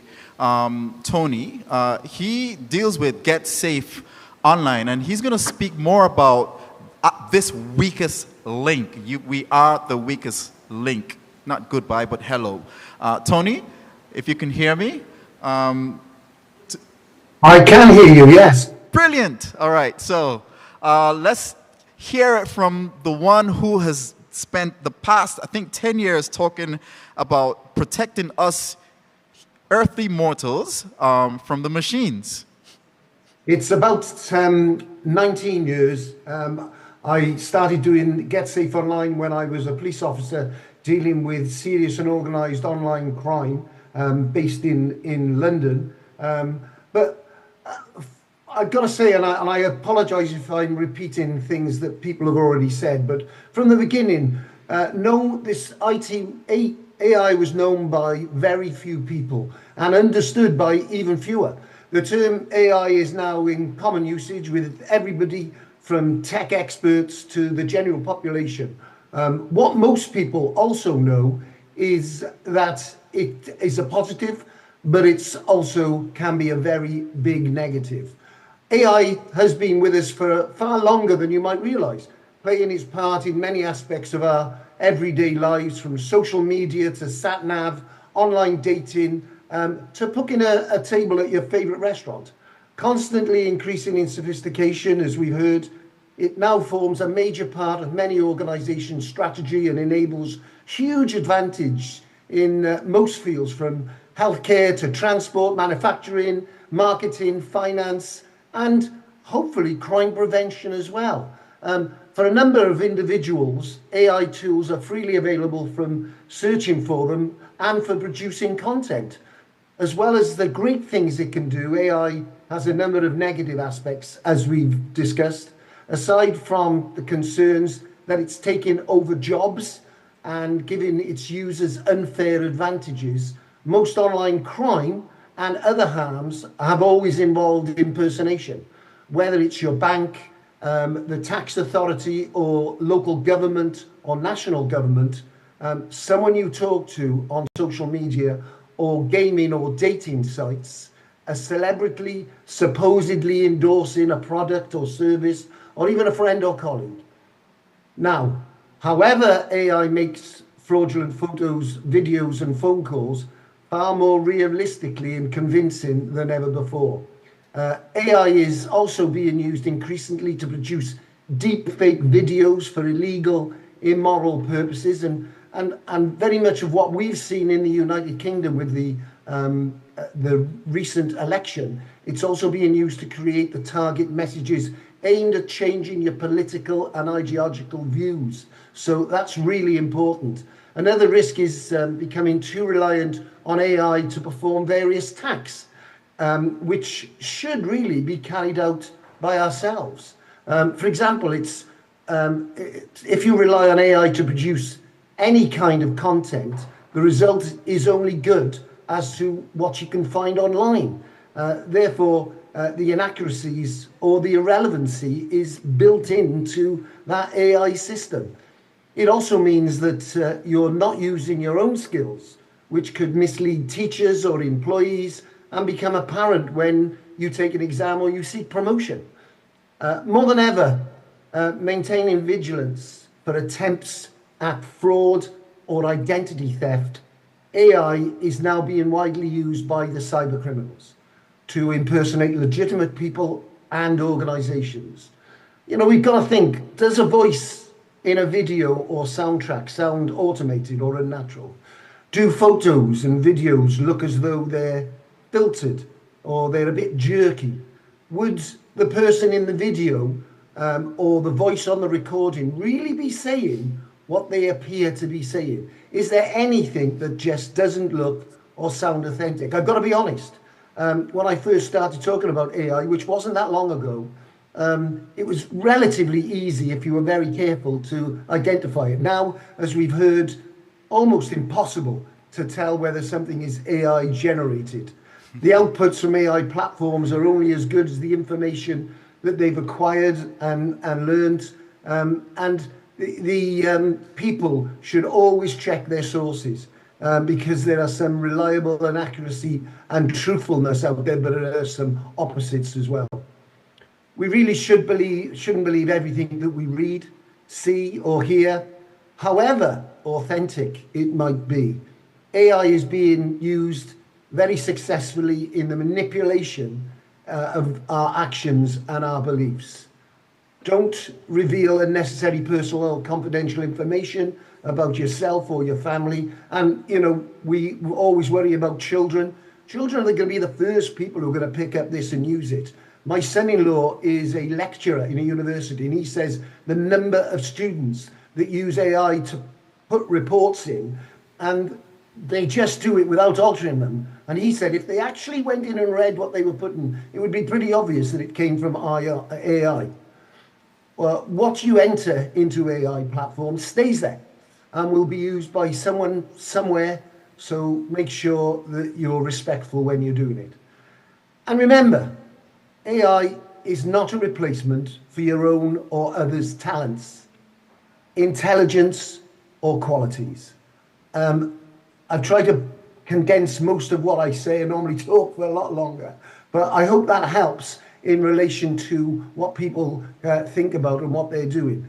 AI is going to be a problem, but it's also going to be a cause for good. And I'll finish off by saying that my wife has got to have a hip replacement in a couple of months' time, and the consultant doctor has told her he'll be using a robot managed by AI. So it's there for all of us. Thank you. Thank you so much. Wow. I think that's a segue. I was going to ask Vashti to talk about how to enforce policy, but I think I want Brandon to go ahead. We actually have a treat for you all. We're actually going to have Brandon show us a live hack using AI. We don't use the term hack. Okay, he's a white hat pretending to be a black hat today. Right, so what I did last evening, given that I was invited to speak on this panel to speak about AI, there's no AI panel without AI interaction, right? So what I did, I synthesized 3 voices last evening, and I'm not going to say who they are. I would like for you guys to actually tell me who they are first, and then I'll get into the scenario. All right?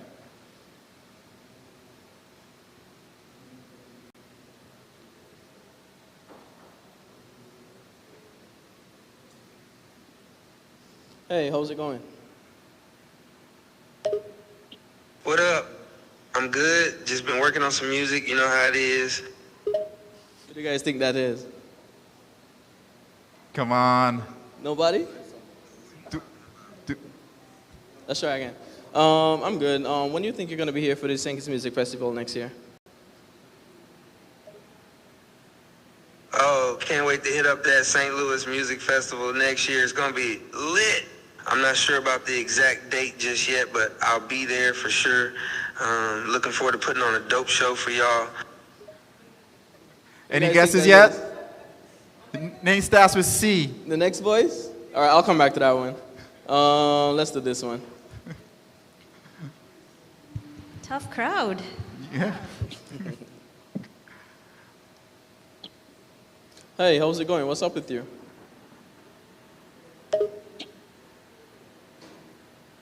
Sup? I'm just hanging out and chilling. You? I'm good. What you doing? Anybody? Nobody? Just hanging out solo tonight, no plans. How about you? Okay, I don't know who that is. You know who that is? No. That's Nicki Minaj. Nicki Minaj? Oh! Okay. I'll do one more. I'll do one more.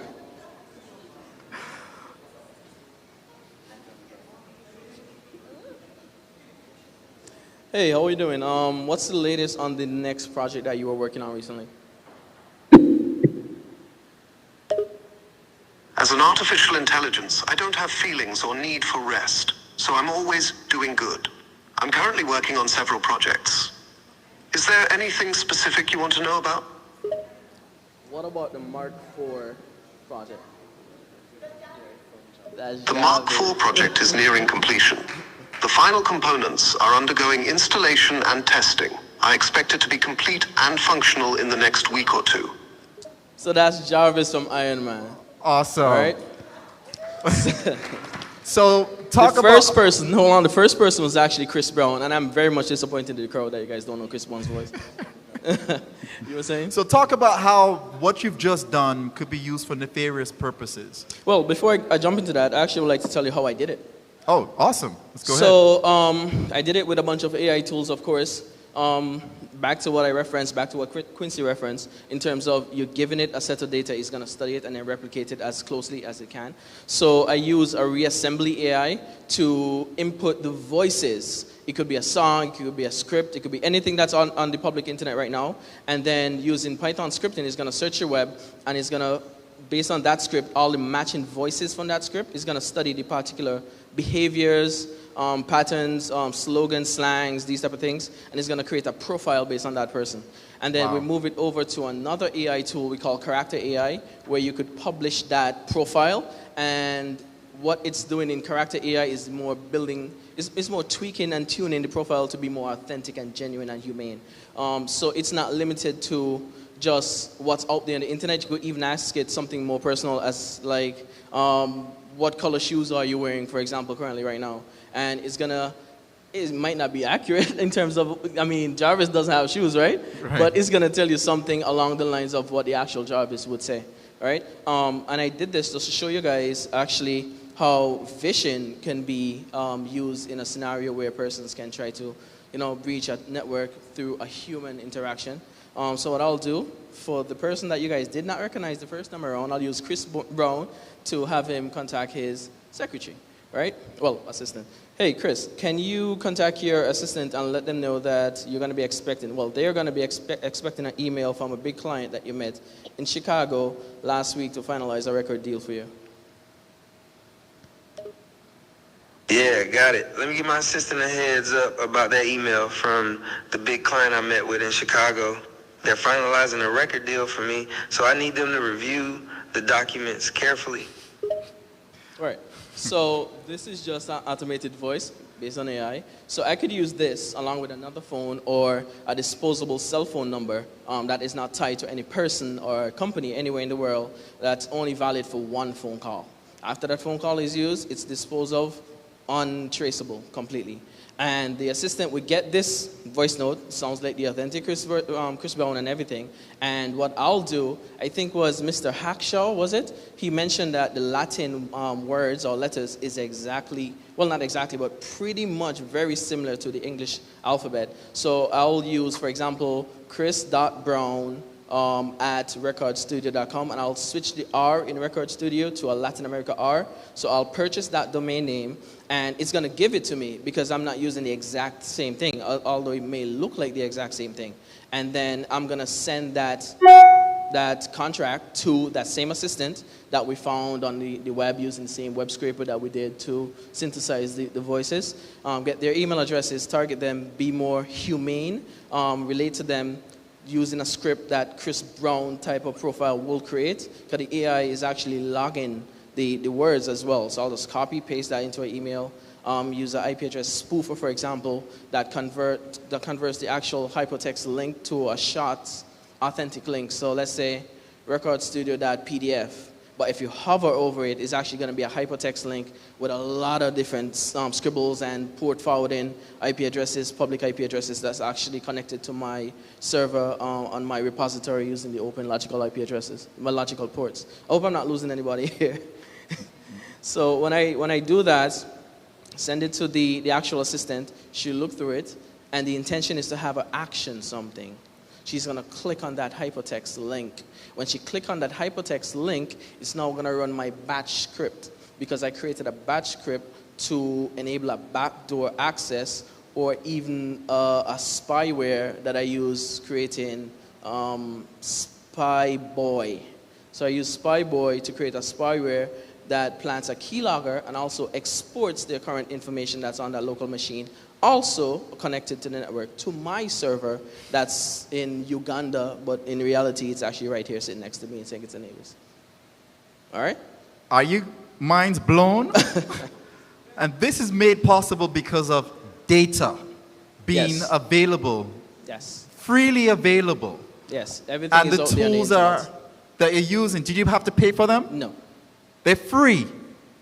So, Kashi, how could you mitigate against such an attack? And then Vashi, I want you to talk about enforcing policy to mitigate against such an attack that was so easy. Well, I just want to say that, you know, AI does, again, provide these cool ways of doing things, but the reality is there are a lot of fundamentals that if you get right can mitigate from a lot of what, you know, Brandon just mentioned. You know, from an email security standpoint, there are, you know, email security tools that, you know, do impersonation protection. So for example, that domain name thing that was done, impersonation protection would notice that Chris Brown at a different domain is likely an impersonation email. So, you know, there are tools that would catch stuff like that. And again, you know, going back to the human element and security awareness training and all of that, you know, we advocate for this, and a lot of the training, you know, brings back the human element. Actually make a call to Chris Brown, you know, to his cell phone number, not the burner phone, right? To validate certain things, ensure that, you know, there's certain procedural, you know, things like a lot of the accounts payable departments that you know, that my clients have, we have very specific policies and procedures around, you know, sending wires and credit card transactions and approvals and multi-level approvals and things like that. So a lot of what we have right now in terms of, you know, a security practice can actually mitigate against a lot of these, you know, AI, you know, driven or assisted, you know, threats.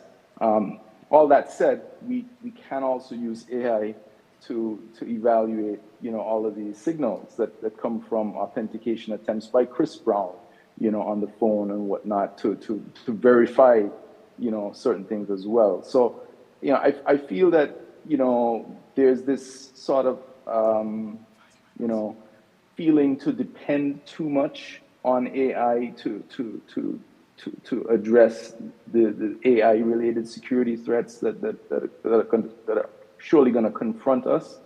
But I do believe that there's some fundamental, you know, security practices, you know, everything from, you know, robust identity and access management, you know, MFA, conditional access, you know, device trust, attack surface management, ensuring that, you know, all of our infrastructure, you know, is safe, you know, vulnerabilities and patch management and endpoint security solutions are on those platforms. And of course, on a, you know, data protection standpoint, you know, that we're using the right encryption and you know, we have data loss, you know, prevention mechanisms in place, backup to facilitate disaster recovery and business continuity if we're hit by ransomware, things like that. And of course, on the policy and procedures and sort of planning side, ensure that we have incident response, DR and BC policies and run books to go by. So I think, you know, as much as these AI, you know, capabilities do enhance the threats, absolutely, no question about it. I think that, you know, we have to lead with having these fundamental, you know, programs in place, fundamental cybersecurity programs in place, and then really, you know, once we do have those fundamental programs in place, we can leverage AI on top of those tools to make our, you know, detection and response, you know, capabilities even better, right? So, you know, that's how I would address that, is really focusing on the fundamentals and then just, you know, empowering, you know, AI capabilities. All right. to leverage so that is really bringing us full circle, because this panel discussion was about talking about having AI to help mitigate. I think you have something as you wanted to show us. Yeah, I actually brought a special treat for everyone. So I actually have something to admit. For the last half an hour I've been here sitting, pretty much speaking with you guys. I've been, you know what this is? No. Anyone know what this is? Do you know what this is, Quincy? You know what this is? So this is actually called a flipper. If you look on your phone right now and you search for Bluetooth devices, you'll see a lot of spammed frequency that's detectable on your mobile device right now. You're going to see flipper with a dolphin. You're going to see flipper with a smiley face. This is actually a hacking tool that persons use across the world to tap into wireless frequencies, infrared, Bluetooth, wireless. For the interest, well, out of respect for the live stream, I'm not spamming any SSIDs because I don't want to get that shut down. But I just did the Bluetooth as an example. So you guys are able to see it. If you connect to that, if you connect to any wireless, it's called a flipper. So if you connect to any wireless, if you connect to this on your mobile device, I will be able to see every single thing that you're doing on your phone. I'll be able to sniff every packet. I'll be able to log every single action, every single authentication, web browsing on your phone, if configured properly. If in the hands of a malicious person, if in the hands of somebody that has some sort of bad reputation. All right, so I'll stop it. Yeah, please stop. All right, there you go. Hope you didn't connect. So at the end of the day, I think we're coming full circle where even though we were talking about using AI to help with threat mitigation and detection, we still need HI to do this at the end of the day. Human intelligence, right? And so that comes from having the right policies. Machines don't enforce policies, the humans do, right? And so in 30 seconds, Vash is going to tell us just how we can enforce these policies to make sure that we are better protected, and then I'll let Bevel have the last word on the last 30 seconds. All right, I'm just going to build off what you've just said in terms of human intelligence. At the end of the day, AI is a tool, and we need to recognize and remember this. It is not a negative actor that acts on its own. It is a tool that can be used for good and bad. And therefore, in regulating for AI, we're going to look at what are the ethical considerations. So on a company level, when a company decides to use AI, for example, in the workplace for workplace applications, you need to have ethical applications of AI policies to protect data protection, to protect privacy, to safeguard against biases that have a human nature. You'd find 12 seconds. So you'd find on an international level, when you're looking at effective policies and regulations, the larger countries have really looked at the potentially disruptive effects of AI, and therefore you have the European Union has passed the AI regulation that looks at really treating with certain core ills, such as the use of deepfakes, such as unlawful intrusions.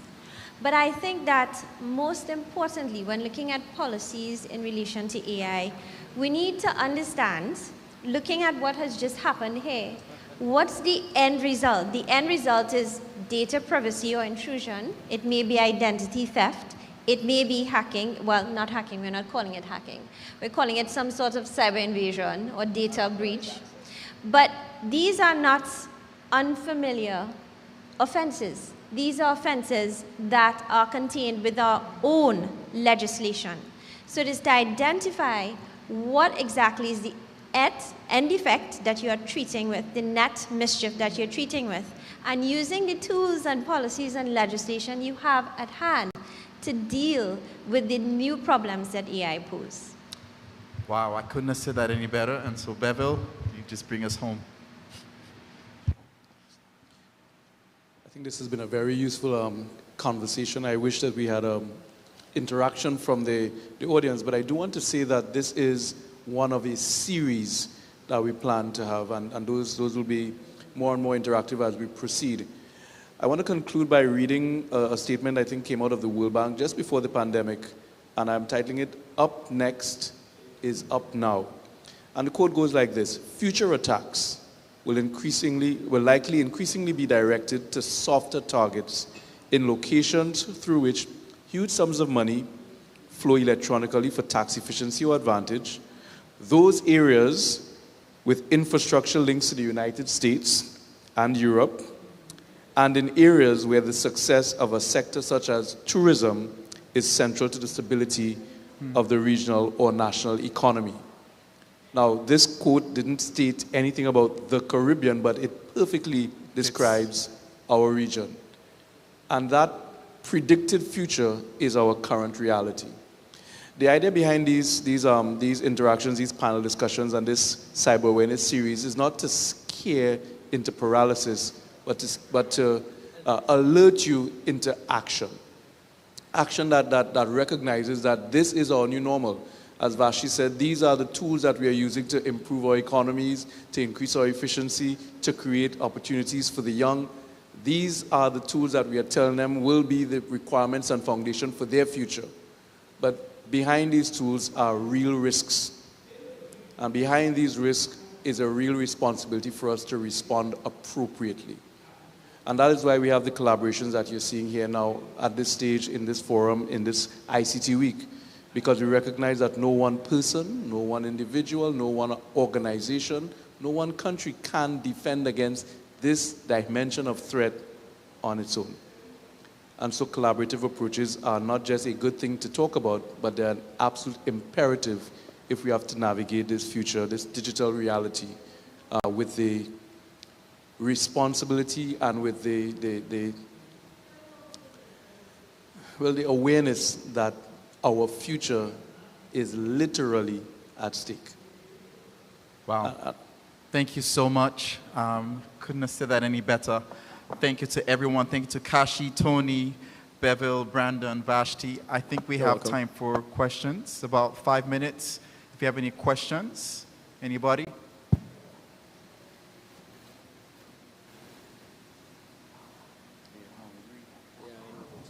Let's see. All right.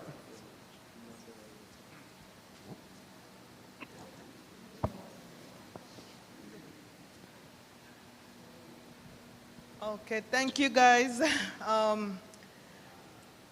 It's breathtaking, we know. Cyber threat, the attacks, being prepared, what do we do after? Technology and the threats, they're changing every second. They're busy. Yeah. So, I like action. I was labeled a Scrum Master, and that means action. What would you say is the first step we can take to secure ourselves against cyber attack and threats? Well, I would actually like to hop into this one. I would say the first layer of being affected or being targeted by cybersecurity or cyber unauthorized breach is our human defense. You know, it all starts with us.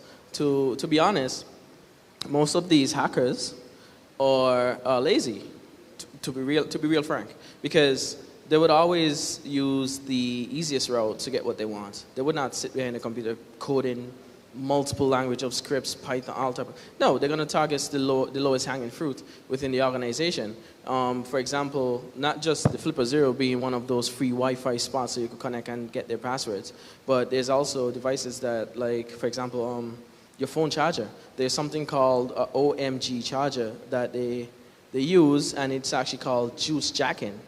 It looks like a regular charger, connects to your phone, charges your phone and everything, but what it does, it's embedded scripting with AI, it could be AI as well, that draws your information, publishes it to the Wi-Fi. It could be a private network where anybody could access it anywhere in the world. But to your question, it starts with yourself. You need to be aware of these techniques, aware of how people go about, these type of persons go about gaining information and making their job much more difficult. You know, double factor authentication profiles, tokenizations, those applications that change your password randomly every 60 seconds or so. Yeah, and not be susceptible to a strange website, for example, that you just click just because you want to see Beyonce's favorite clothing brand or something, you know. So be mindful of what you click on, be mindful of what you expose yourself to on the internet, and be mindful of what you open even in email addresses. Just be more careful and attentive. Okay. Can I jump in on that real quick? Let me tell you something. All of us, even though we seem to know what we're doing, we are all susceptible. And the reason why is because we're human beings with emotions. Yes. And let me tell you, once you're vulnerable and you're going through something, it only takes that right email to get you. Yes. You understand? Yeah. It's happened to me. Yeah. It happened to me when I just saw I was going through something and that email, that message came through and my alarms didn't go off. Correct. Right? And so, you know, you have to just continue to have these conversations. In my classes, I have my students every 2 weeks. They have to come in and speak about something in tech that they've learned, something new. Has nothing to do with class. Continue to have these conversations because that's the only way you can keep yourself current with what's going on. And like I said, it could happen to anyone. Yeah. It can happen to anyone. And once you leave your house, everyone is a suspect, meaning every network you connect to, every device that's not yours, all of those things you have to start thinking, just like what he just did. He just created something and you can see free Wi-Fi, you connect to it, next thing you're gone. Right? So thank you for that question. Anybody else? 1 more minute.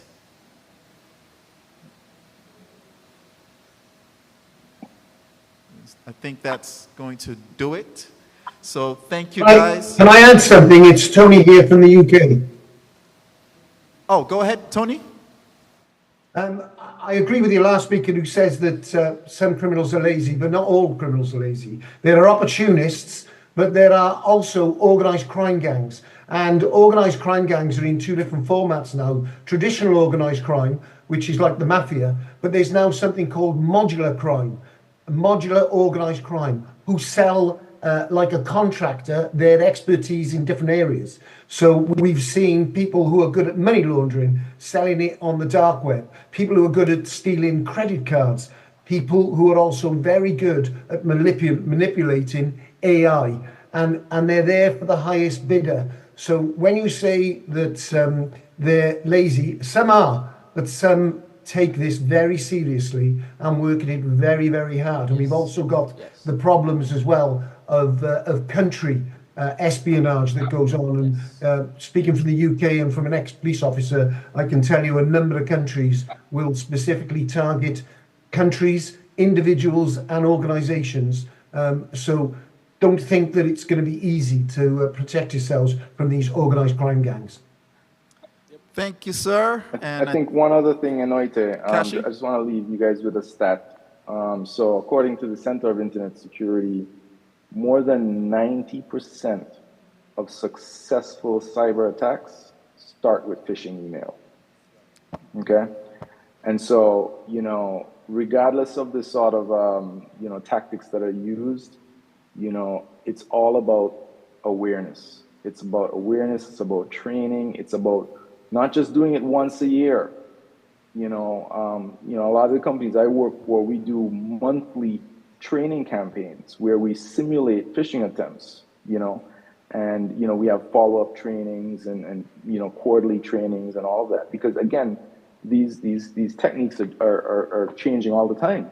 They're being, you know, enhanced. And again, AI is going to enhance them further. So I think to answer the lady's question who stood up, you know, I think the place to start is awareness. It's awareness and training, and because that's really what's going to hit you first. All the other technical controls and stuff, you know, that's important. But at the end of the day, you know, if you don't click on that link, even if you don't have antivirus software or whatever, you know, you haven't clicked on the link. so you can't get that infection, you know, if you don't. And so that would be the first place to start, in my view. That's a wrap. Thank you all for coming. Thank you all for being a part of this forum. And yeah. All right, thank you.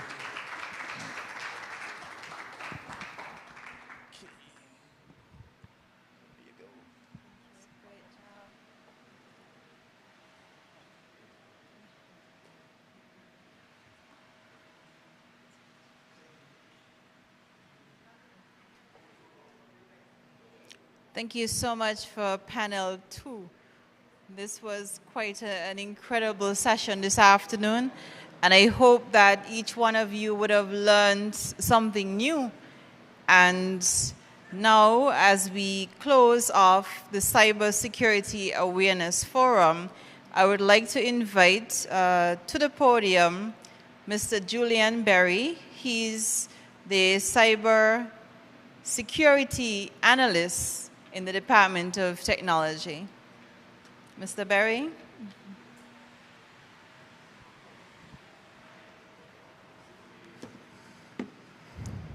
Good afternoon, everybody. I hope that was very insightful. I really enjoyed it. Hope you guys enjoyed it as well. First and foremost, I would like to thank the Lord God of our Father in heaven for allowing us to be here right now to spread this awareness. Thanks for His grace. Allow me to adopt the protocol that has already been established. Of course, I know I took away a few points here and have them in my back pocket. I hope that you do the same as well in terms of protecting yourself, because we all play a part in protecting the data that we hold so dearly.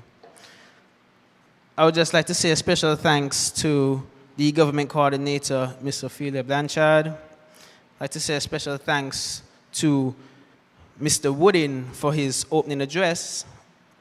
A special thanks to the honorable representatives from French Guiana for their wonderful presentation that they gave.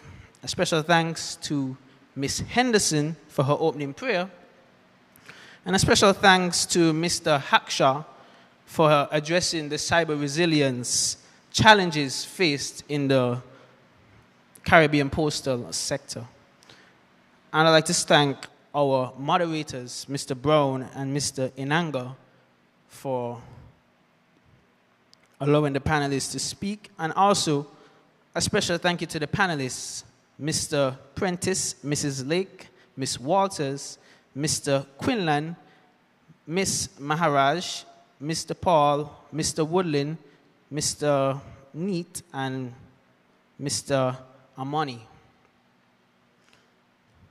for taking time of their busy schedule to come and educate us here.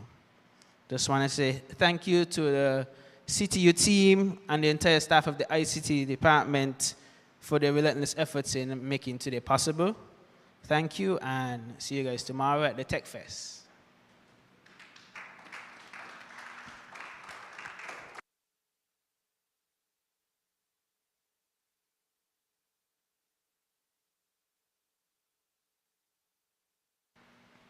Thank you very much, Mr. Berry. And that's the end of the Cybersecurity Awareness Forum. I invite you to go next door to the Sabre Room for daily lives. Thank you very much. Have a good evening.